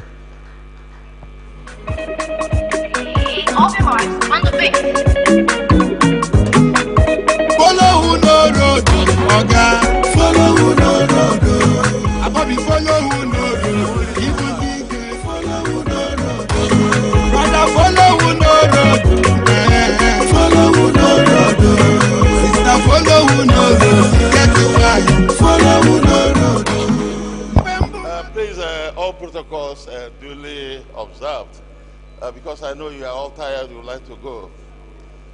Gabe is my senior brother. He's older than me. I'm 82 years, so you can guess his own age. Gabe and Sidney Cornell, his classmates in the university, were very good friends. I knew Gabe through Sidney. It's a friendship that has lasted over 50 years. And it's a very solid friendship I have with Gabe. I'm very proud of him. I'm very happy to be associated with him all the time. Our generation is a honor generation. So thank you very much, Gabe, and congratulations. Now, I want to thank our president. I want to thank all of you. I'm very proud of University of Nigeria. I have told this story to some people, but I think I'll repeat this story. I left secondary school in 1959. We had independence in 1960. I was the first group of Nigerians who won a scholarship from Nigeria. That time, we didn't apply. We didn't have scientists, engineers, so we took exam, Cambridge. We did Cambridge exam. It's not like today where you lobby or you apply. If it's today, people like us, because my father is not free. My father was a teacher. He couldn't have been able to get, but I saw my name in the newspaper, given a scholarship because they gave to 3 regions equally. They wrote there pure mathematics, applied mathematics, physics, and chemistry, which means I will go to study. I went to higher school, and in those days there was academic rivalry. Everybody from Yoruba, from House, all of us were there, and the academic rivalry was very intense in our days. But the thing I wanted to tell you is that people were brainwashed. Nsukka came up in 1960, and people were brainwashed that the University of Nigeria is like something. The degree there is between a higher school and a university, that it wasn't a good degree. Frankly speaking, I believed it. And most of us believed it, that it was true. So I said I would never go to the University of Nigeria. Now, that when I finished my high school, in those days, once you finish your high school, there is what they call federal government scholar. Once you have distinction of credit, you must get automatic scholarship. So I got automatic federal government scholarship to study in Nigeria. I also got what they call UCS scholarship to study in America. Of course, it was an Ivy League university. I preferred to go to America, so I was very happy. I never thought about going to University of Nigeria. In Nigeria, I got admission to Nsukka to do engineering. I got admission in Ibadan to do mathematics. Now, my mind, when I left, I was teaching for that short period at Baptist Academy in Lagos. So the short time I stayed, then they told me that my admission will start the next fall. So that means I won't go that year. So I was quite satisfied. I didn't want to go to Nsukka. My father forced me to go to Nsukka since I had a scholarship. So I decided to come. I was even 1 week late. When I came to Nsukka, I was surprised at the level of scholarship. The dean of the faculty was seconded by MIT, Massachusetts, the best engineering institution in the world then. The head of the Department of Civil Engineering was Professor Zanning, who came from University of Delft. In fact, Netherlands government built the laboratory, and that was about the best hydraulic laboratory in Africa then. I found out that, in fact, what we had was what they told me was not correct. Was not right.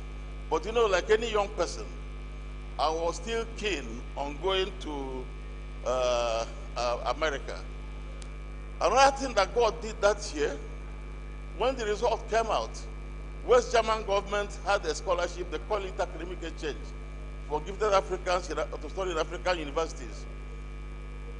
I had the highest cumulative, but I had that level that year, so I was now recommended by my university to, but there were only 4 universities then. So I was then the first Nigerian to win the academic exchange award, and that is how I stepped back in Nigeria. So there is destiny. God has a plan for me, and that's why I don't joke with the University of Nigeria. Many other things happened that made me. I'm very proud of that university.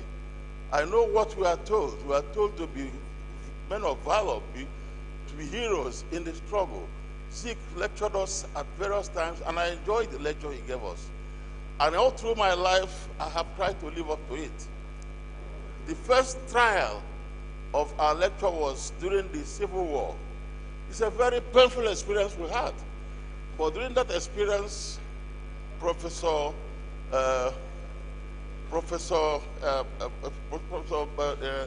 man who was made head of research and production, Ezekwe collected myself, Pius Okeke, and one AD as students, best students in those days, to join research production. I was in that group.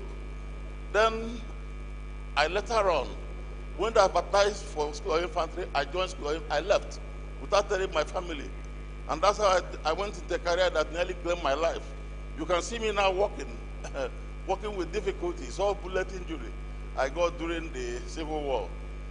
It was a terrible experience, but the striking thing is that I was the best all-round scholar. I was a team leader in that place. So it means that the University of Nigeria trained us to be leaders. And even God was with me. But when I graduated, I graduated 2 days before my birthday, just like today. I noticed that I have been given my certificate before Gabe Toby, about 2 months. The same thing happened in university. When we were to graduate on a Friday, Captain Okafor was killed at a panic, and they wanted somebody to take a counter-offensive. Army headquarters told School of Infantry to send somebody. I was then nominated to go and take up a counter-offensive on a Thursday. So I was commissioned on Wednesday. My colleagues were commissioned on Friday, so I'm their senior. So you see, University of Nigeria, there are so many things I don't want to waste time. Even when I graduated, when I tell you the story, it's all a long story, but I want to congratulate you. I feel happy because we had crisis. And of course, I was able to work. This meeting today is a result of my initiative and my efforts. I had so many meetings, and I want to thank you. And I want to let people know too that Nigeria, the University of Nigeria, no other university can claim they have done better. Myself standing before you here, I have been honored by Nigeria 3 times. My first honor was given to me by Nigerian Society of Engineering. As an engineer, I have designed an ocean barge that can carry a pile driver that could deliver dynamic 100 metric tons dynamic load. I submitted it to a meeting and it was accepted. When you talk of asphalt concrete today, I specialize in highway and hydraulics. Asphalt concrete today in Nigeria is my work. It was then that I was given the first national honor member of the Federal Republic. I was given also, I did a lot of other things. I was made officer Federal Republic. Later on, I was made commander Federal Republic. So I have been looking, I have seen people honored twice. I haven't seen somebody honored 3 times. I have been given a MEFAR, given OFR, and commander Federal Republic. I can't continue praising myself, but I want to say thank you. I have to leave because I have to go to other engagements. So thank you very much, and may God bless the best of Nigeria. Thank you. Thank you. Our father, our leader, a national icon, will now take his leave.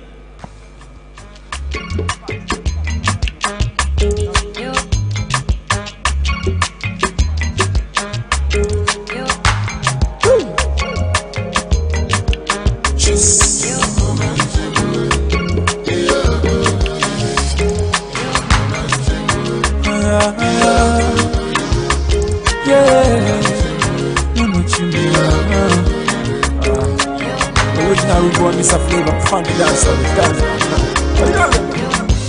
Aguamona chimusaga,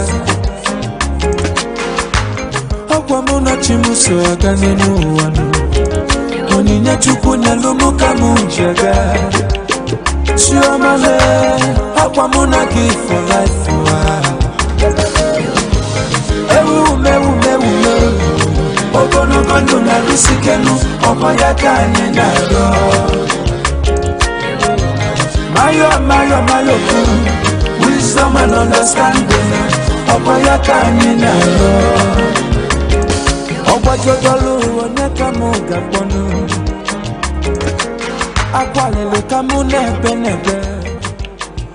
Thank you. Please, may we be seated. Please, may we be seated. We still have some outstanding awards to be given. But before we give the other award, we need the responses of the Aloha Awards. May I respectfully invite His Lordship, Honorable Justice Biobele George Will,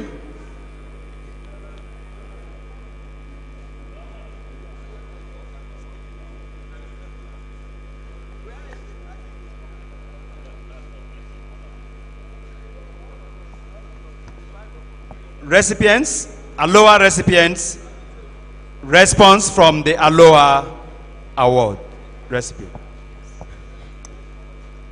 Our global president, I think she has gone on to see of our life patron. Well, today is so unique. Let me have the privilege to call my 2024 set of Aloha. Please, can we all come out here, please? 2021 set of Aloha, please. Yes, you can come, sir. Yes, your own is here. They will give it to you.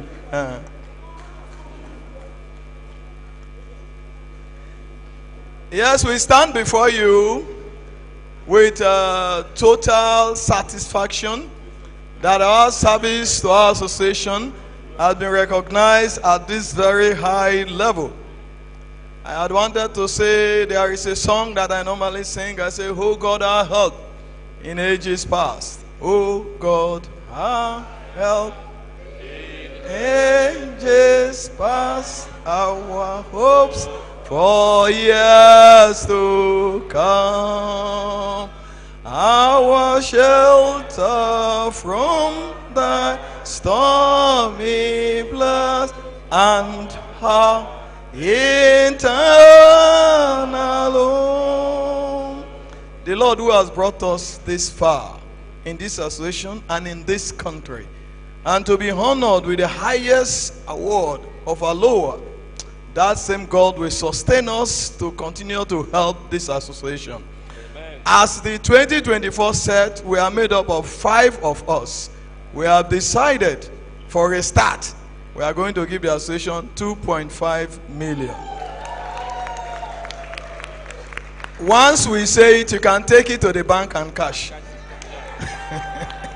Consider it's done.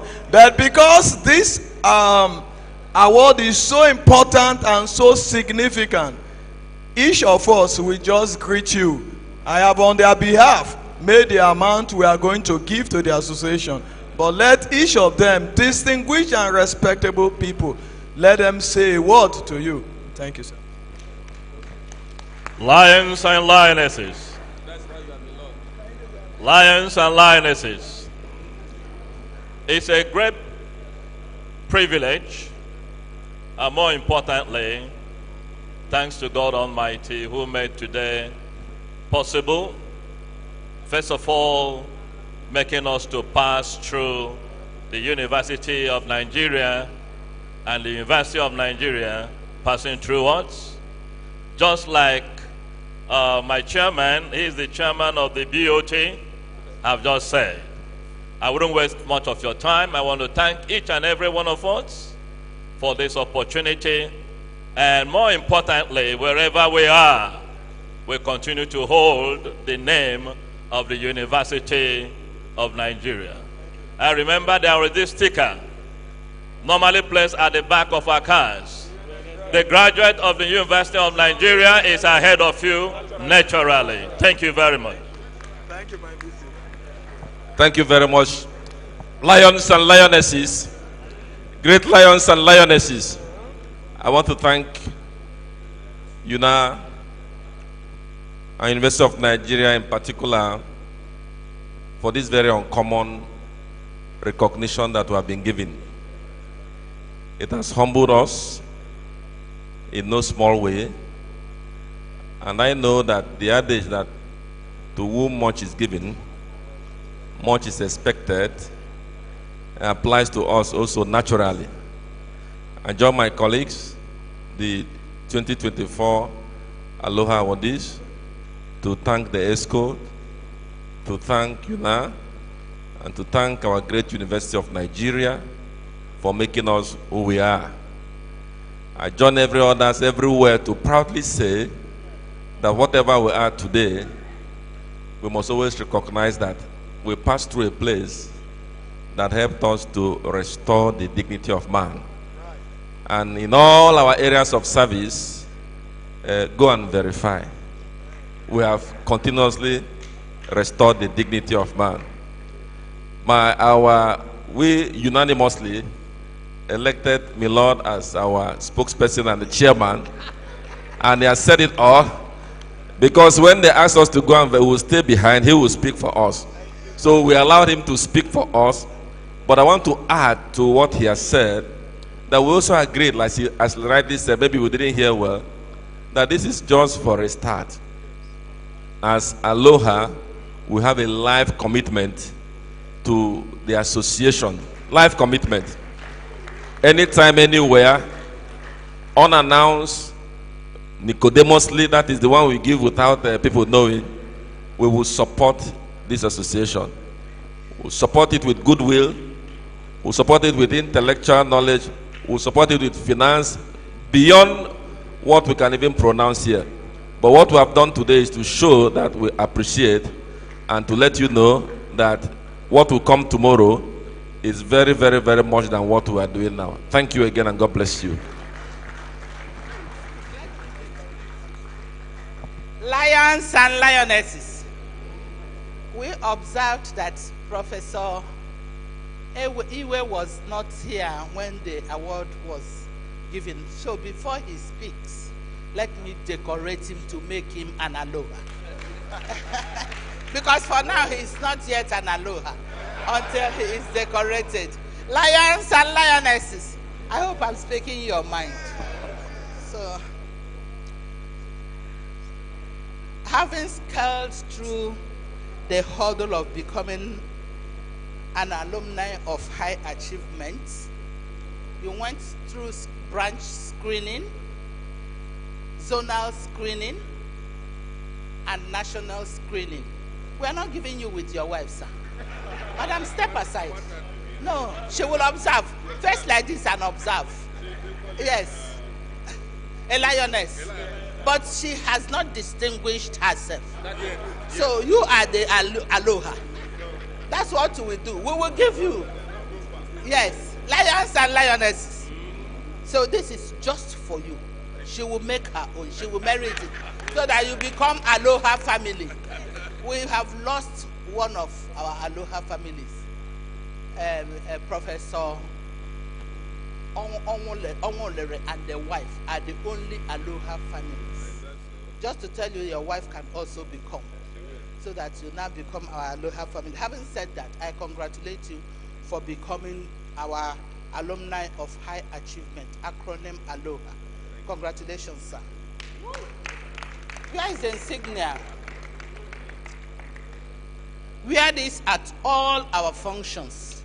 That will distinguish you from others. If you don't wear it, you sit at the floor of the house. But when you wear it, you sit at the front and you become decision maker of this association. Thank you. Congratulations.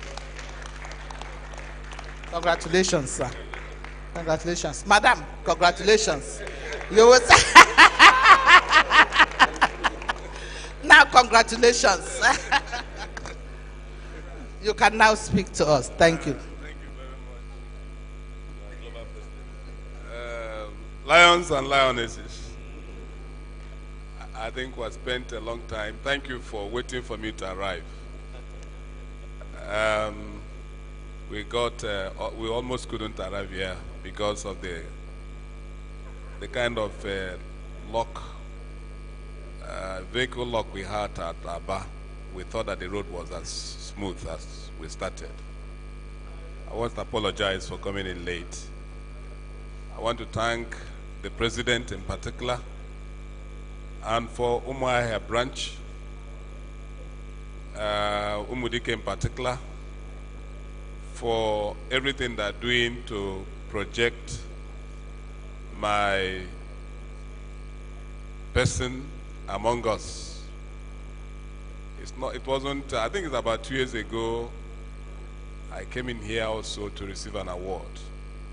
I want to thank you. I want to thank the immediate past president, who is a very good friend. We're always talking every month.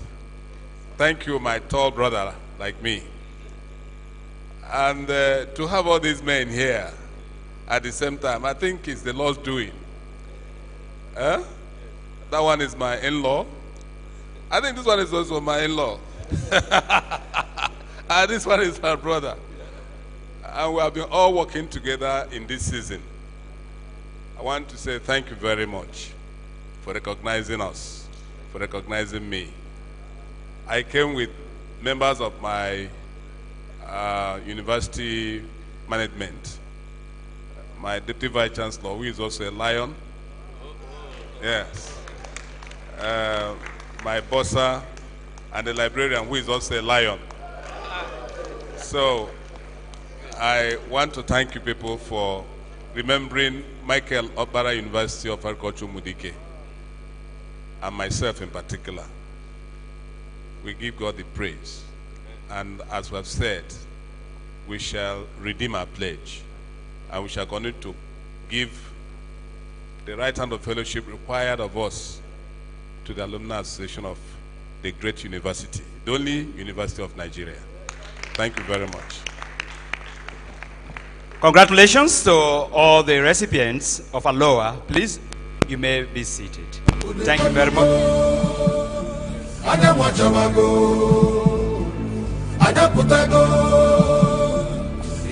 Please.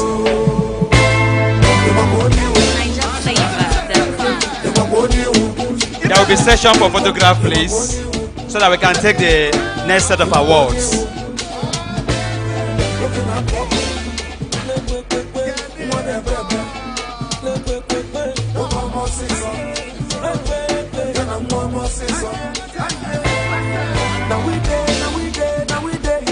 Thank you.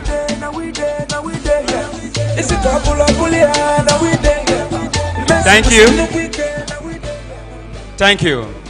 We still have more awards in the category of Outstanding Alumnus Award.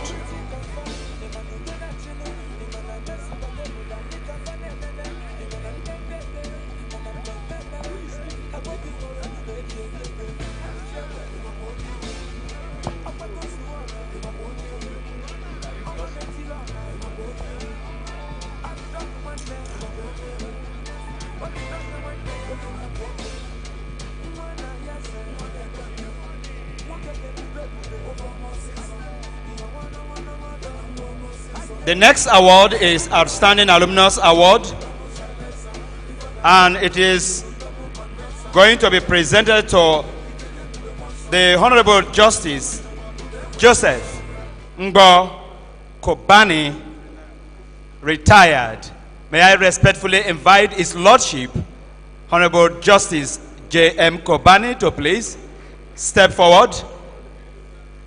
While I also invite, most respectfully, His Lordship, the Honorable Justice Biobele Abraham George Will, JCA, to present the award.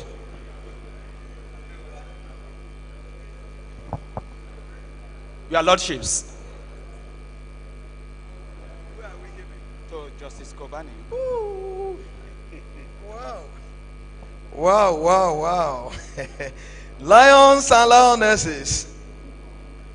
In fact, incidentally, I was a guest lecturer yesterday at the Faculty of Law, University of Port Harcourt, where I spoke on about 2 topics. And one of the topics, Kobani, his judgment, I referred to it in one of my papers. I didn't even know I was coming to see him.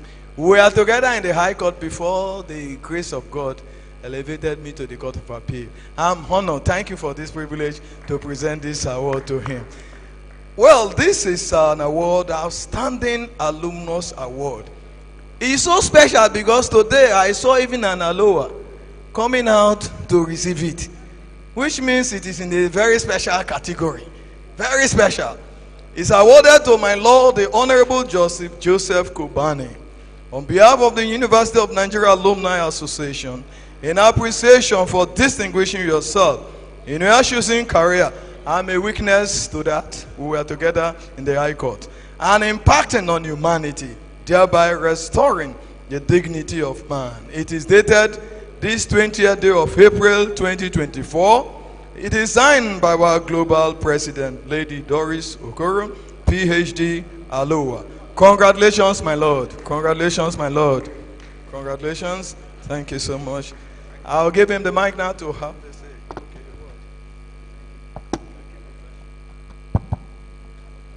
Lions and lionesses, let me make a confession.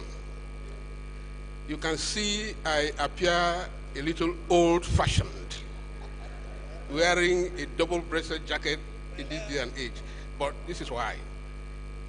It is as old-fashioned as the tradition of academic gowns. How did I come to that? I was looking for what to wear to this occasion. And the closest I came to the color of the academic gown I wore 47 years ago when I graduated was this. And I also decided to crown it with this. Who else here has this? Now, that is because I am celebrating. I'm celebrating tradition. I'm celebrating scholarship. I'm celebrating institutional pride. Therefore, let the den erupt. Lions and lionesses. I didn't hear it. Lions and lionesses. Now, talking about this award, it's like an ambush, and my Lord here knows that in our profession, we abhor ambush procedure. I was ambushed with this award, and I'll explain. I have never been good at quoting the Bible chapter and verse. So like Francis Bacon, I will just tune the instrument of the muses and let those that have better hands play. I will just tell a story from the Bible, and those who are experts in the Bible will slot in the chapter and the verse. You know the story of the prodigal son. When the prodigal came back home, his father threw a banquet, and the elder brother was not very happy. So the father resolved it this way. He called him, son, don't worry. You know you have always been with me, and all I have is yours. lions and lionesses, I have always been with the alumni, and all that the alumni have is mine. This one comes as a bonus, if I may call it so. It's a bonus, for which I thank the president, the global president. I thank the branch president, Elias Akazwa, and I thank the president of the organizing committee, Dr. Mike Waboeze, for this award. And also, permit me to thank my lauded senior brother here, who I think it's an honor to receive this award from him. So I thank all of them. I have always been with the alumni, and I will continue to be with the alumni. For what it is worth, I will whisper to the branch president later. So, lions and lionesses, I thank you all. Thank you, my lord. Thank you, my lord. Thank you, thank you. Greetings of mommy.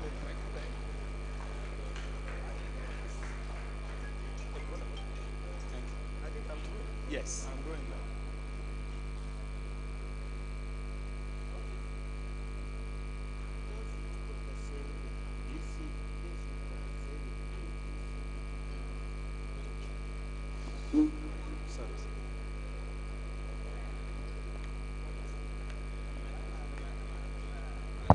All right.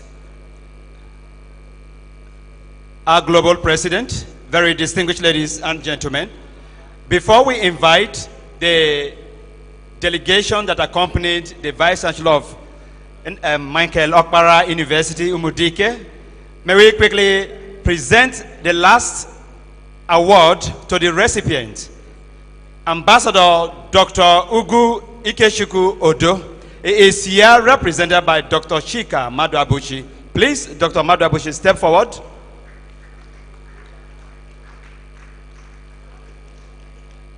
Dr. Maduabuchi, on behalf of Dr. Odo, and to do the honors, may I invite our immediate past president, Sir Surveyor Ben Okoronkwo, to please present the award.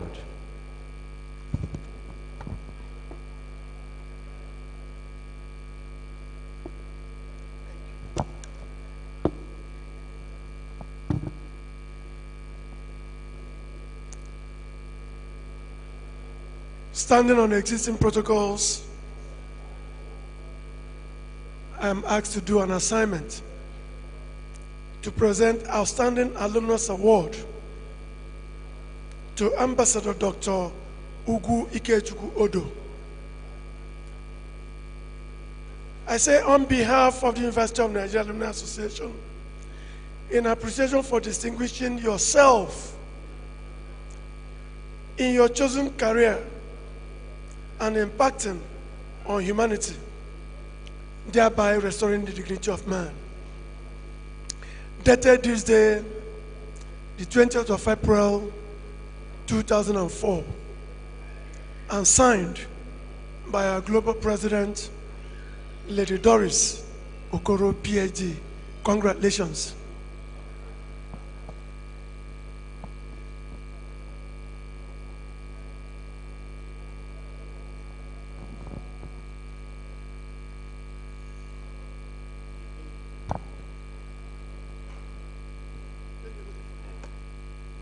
Great lions and lionesses, standing on the existing protocol, it is indeed an honor for me to represent my boss, Ambassador Dr. Aikodo, who unfortunately is not here due to a family exigency.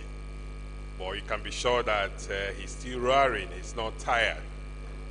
And I'm a lion myself, and I will retrace my steps. I have not been attending the meetings, maybe because I've not been carried along well, but you can be sure that henceforth I'm going to retrace my steps. I'm happy to be here and to represent my boss. He has also informed me that he has done something with regards to the various projects. It's undisclosed, but I'm going to reach him and see how he can do more. So thank you very much for this award. You can be sure that he appreciates it. Thank you.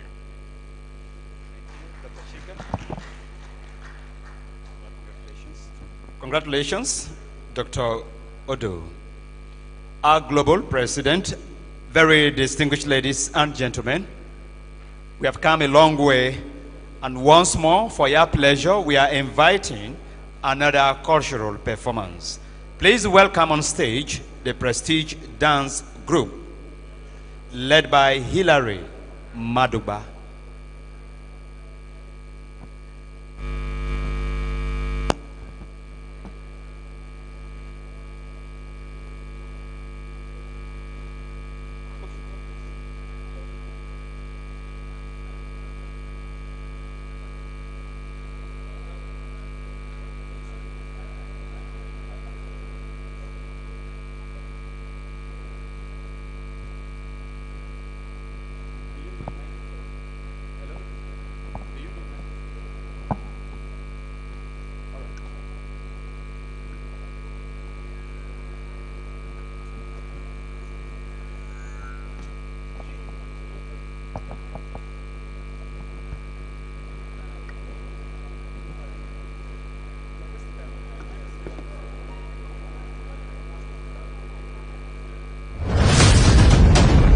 Are you ready? Ladies and gentlemen, please welcome 3, 2, 1.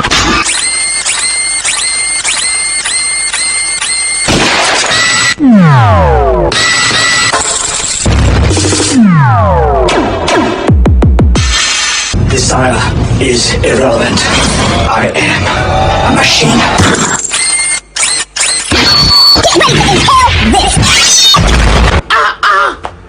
Relax! Relax! It's enough! Had you been here I know you now, I give you a dirty slap. What do you want? Why are you saying like that? It is finished.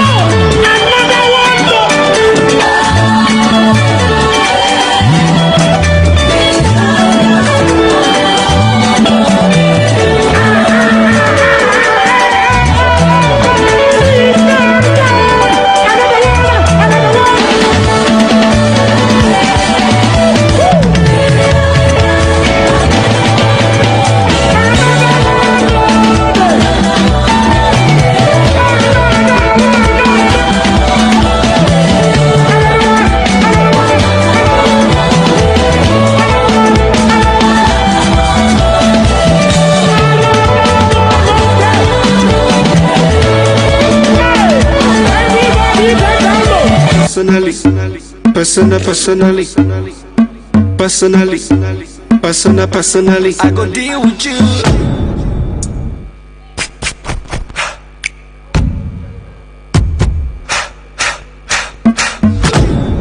Now which kind life way I never see. I carry God so I fear nothing. Steady increase in the commands. Original no be parody. You know be clear for your memory. But then I winter or summer, I give I don't stop and now living life. See my fire burning bright. Within the inside me. Money way they might see them can do right. To remove mine, check and balance. Everything inside my mind daily. Trust me, you can't fool me. Energy don't got love.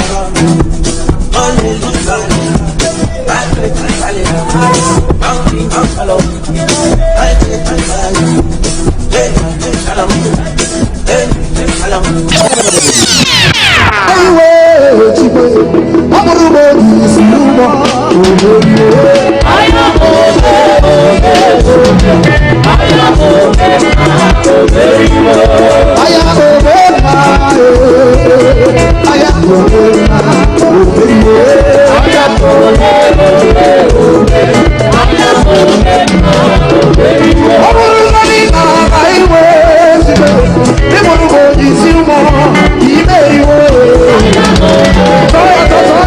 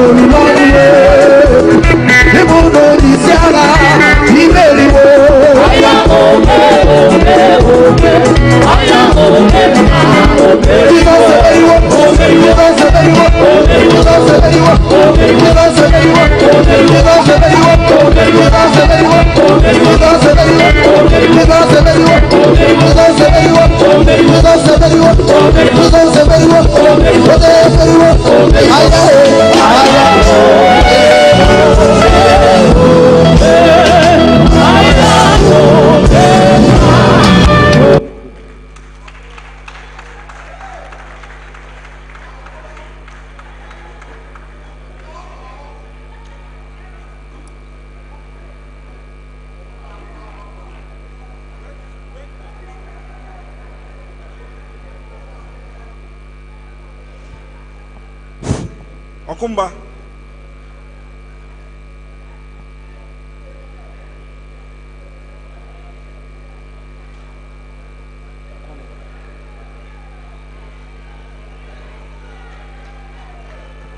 Launching of the Constitution. Launching of the Constitution. Sir. Yes. Alakori, alakoko, show my family, show my laptop, timba bewa, show my kako, she mo mani problem, pelu boys, tabaja kapada, masalo Canada. If I travel today, give my baila baba. I'm a man, I'm a man, I'm a man, I'm a brother man. Only ni problem. Thank you. Thank you. Our global president, very distinguished lions and lionesses. Lions and lionesses. Are we still roaring?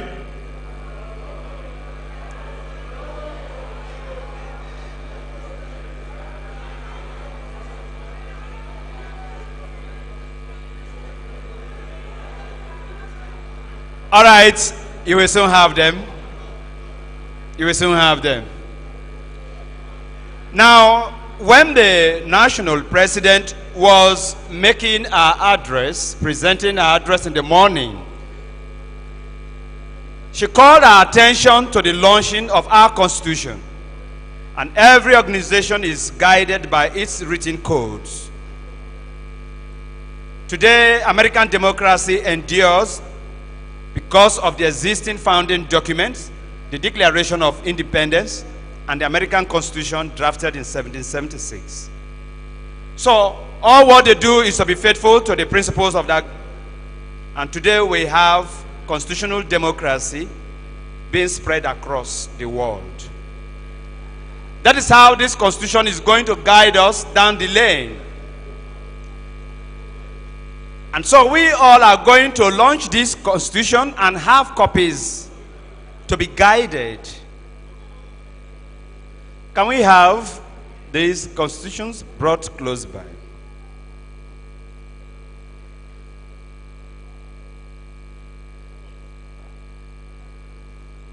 And so, permit me to exercise tyranny of the microphone and now to invite our distinguished alumni, starting with the academics, the vice chancellors. May I respectfully invite our vice chancellors, particularly the one named in honor of our founding father, and to please show us the way. We want to launch the UNAA Constitution as amended, the way we quote the Nigerian Constitution 1999 as amended. America has never said as amended. They will say 14th Amendment, 13th Amendment. Yeah, our own is the whole amendment. We are very unique Nigerians. All right, that's on a lighter note. Now, we want to launch the Constitution of UNAA as amended to serve as our guiding code. So, it's my singular honor and privilege to invite leaders of these ivory towers to show us the way.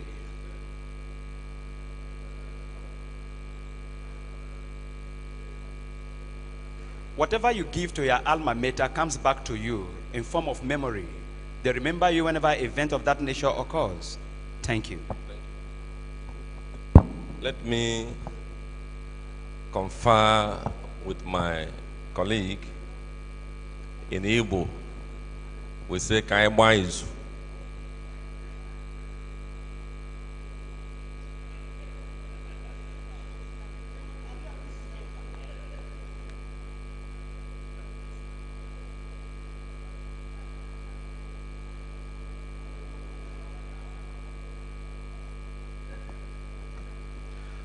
Thank you very much.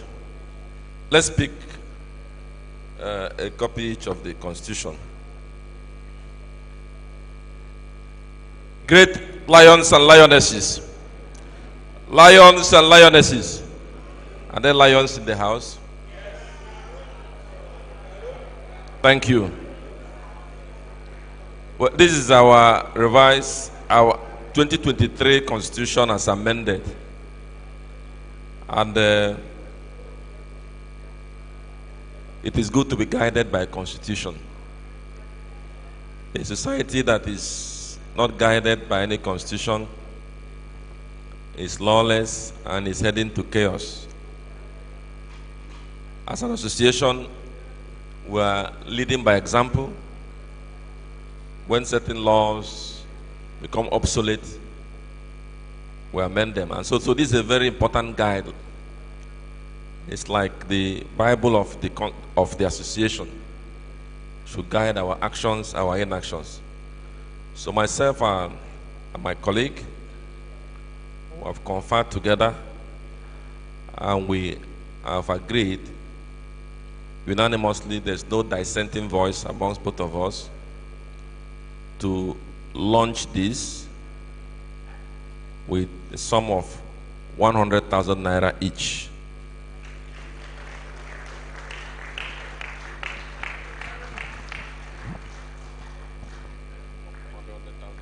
₦100,000 each from our respected vice chancellors. Please put your hands together for them.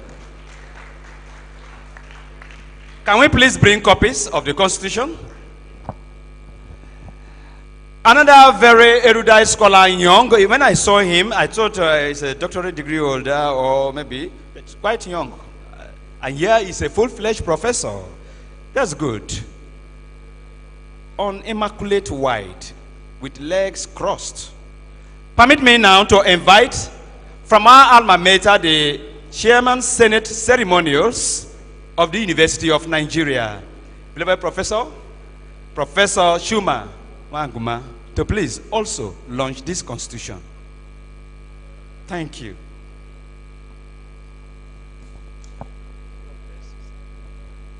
Well, the MC, I had earlier turned down an invitation to speak in protest, actually clear protest, but I'm going to launch as a lion. Do you understand it? But I thought that I should also bring this up because we get better every day. You're doing events. But I thought that if I did a 6-hour journey here to represent the Vice Chancellor should have been given a chance to give a goodwill message at least. I made that position known to those that could change the sequence of events. I don't know if they tried, or if they thought it wasn't necessary, but that's in the past. But I did also say that when the president of the alumni, or let me start by giving a background. I think that I treat the Alumni Association with reverence because I organize university of events and I treat them with reverence, the officials. But there is something I've learned also. Nothing makes people learn a lesson as much as vengeance. So what I told the president, or I tell somebody to tell the president, that the next time she comes to Nsukka, I'm going to give her a dose of her poison so she feels the way I felt right here. But it's in the past. Because I'm looking straight to the face of a man who treated me to the highest level of hospitality and referred to me as his own person. And those endearing words were enough to erase whatever may have happened here today. I refuse to speak because the goodwill messages have lost relevance at this point in time. Do you get it? It's not disappointed but not angry, never angry, okay? And so you mentioned my office. My office is a very rich one, they know. But I think I'm here as Chima Wanguma, the class of, you don't want to guess, but the class of 86. So if we try that your gizzard thing here, I'll probably get it before before the Vice Chancellor. I'll get the gizzard before Professor Simone. Not before you, I don't think. not before you. And so the Vice Chancellors have set standards. They're office holders. I'm not an office holder.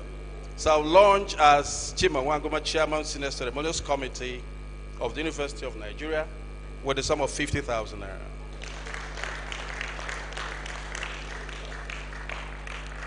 And to make it clear that I'm not upset, there was an insertion which I made in my capacity of chairman of Senior Ceremonials Committee to what would have been the Vice Chancellor's address. And that is to draw your attention to the fact that the University Senate is considering a proposal from my committee to institute what is known as the Distinguished Alumnus Award. Now, why do we have to go down this route? It's because every year we come under pressure, nominations of alumni for the honorary doctorate degree. And you know that there's a restriction on what number you can award every year. A restriction placed and monitored by the ministry, which essentially is the federal government. And that cap is 3 per convocation. We just came out of the meeting where we considered the nominations 2 days ago. We had about 11 nominations. We could only take 2 because we had 2 in the bag already. So that's tough. So we followed this British tradition, which has been copied by our Indian universities, to institute a Distinguished Alumnus Award. And wait for it. The nominations for those awards will come, 1, from the Alumni Association in recognition of whatever contributions the nominees are deemed to have made to the association, and then by the faculties. The reason we're following this mechanism is because many alumni give to their faculties. The management doesn't get to hear, but they're quite significant. And so anybody who fits, into this criteria will be nominated by the association or by the faculties, and the person will be invited home to the Lions Den and recognized. It's been proposed as a management award, and we're trying to place it at the same level as the honorary doctorate degree. So it's a big thing, and I think the Alumni Association should take it. Thank you very much for your time. Thank you.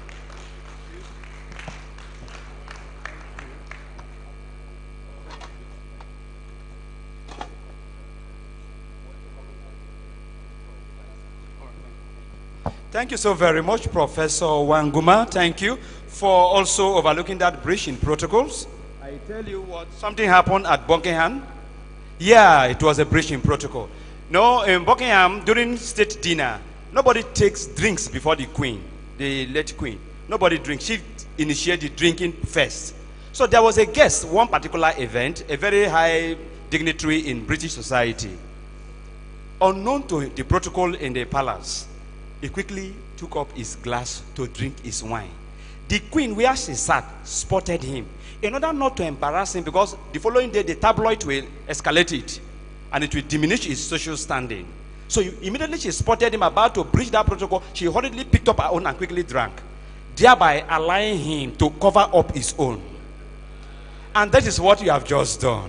To have accepted to speak, you have now covered our own breaches. Thank you so very much.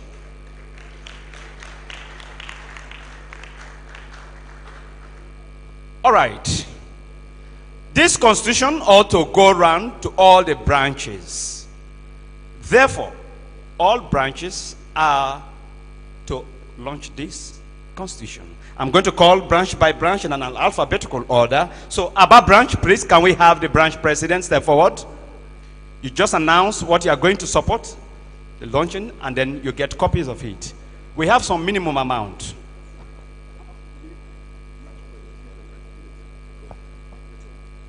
Branch president or representative of the president?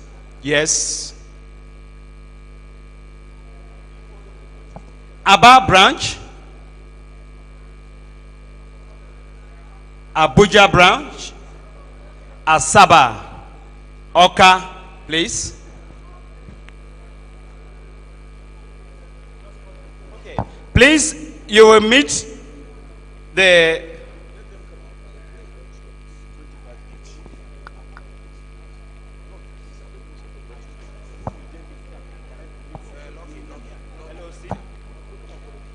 Okay, you will meet members of the local organizing committee to collect yours. Time may not permit us to mention all the branches here. So please, you will go, they will guide you on the minimum amount and the number of copies you are going to have. So please have them and study them for our guidance.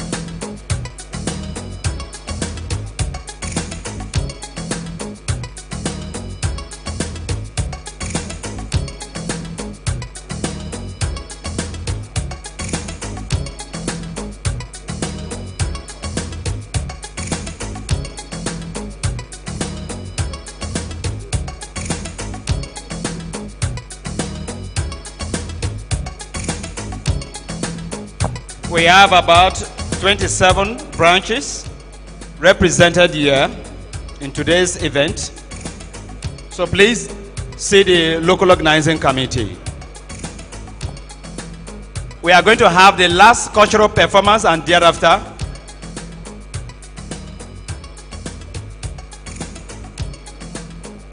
they withdraw the convention curtains. Please, Michael, please, we need your attention.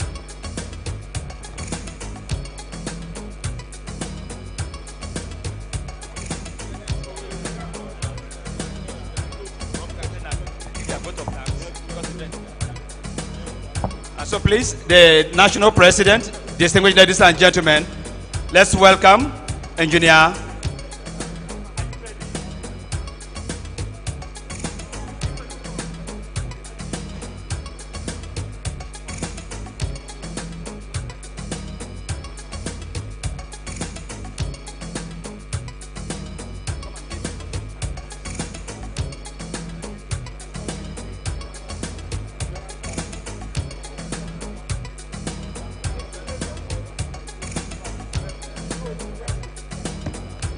for the vote of thanks, we invite Engineer Michael Mwambweze, the Chairman, Local Organizing Committee and Branch Vice President. Lions and lionesses, there's no much to talk. We come to an end to opening ceremony of 114th NEC and 28th Biennial Convention.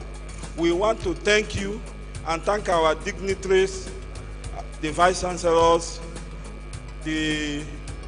our new Alohas, the 2024 brand Alohas. I want to thank my fellow members for sitting down quietly, and you have listened to the guest lecturer, the keynote speaker. I want to thank everybody. And I pray that where you come from, you will go back safely in Jesus' name. This will bring the opening ceremony to an end, and our lunch is served outside. Okay, our lunch is served. My LOC members, please, can you people get food for Professor Nwakuma and Dr. K and the VCs? Let them take our lunch before going. Please bring their food forward here. Please. Please. Thank you. Thank you. Thank you. I know the program continues with the convention proper.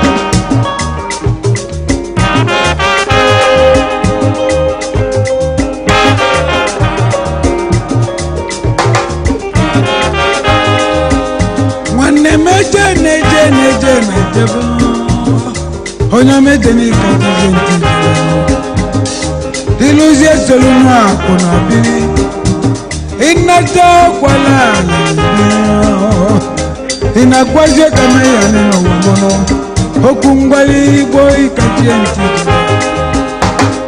iluzie bulwa onyome bezina nigo okungwali boy katienti jabo iluzie olona mwanne mebe onyome bezina nigo Ogazi amaka wajina bambo Ogazi amaka wajina Osili onyama Nkenke ni jide Ekeke na lojika isabalo Ajia shakata namu Sakebeno Ajia salebe Debeno Hasadebe na yamu Hobia muze no chilimo Sakebeno Namo namuna Waneme bene bene Namuna Ojeligwe bwevine Ojeligwe bitula mwane mebe nebe nebe nano mwane mebe zino ebezina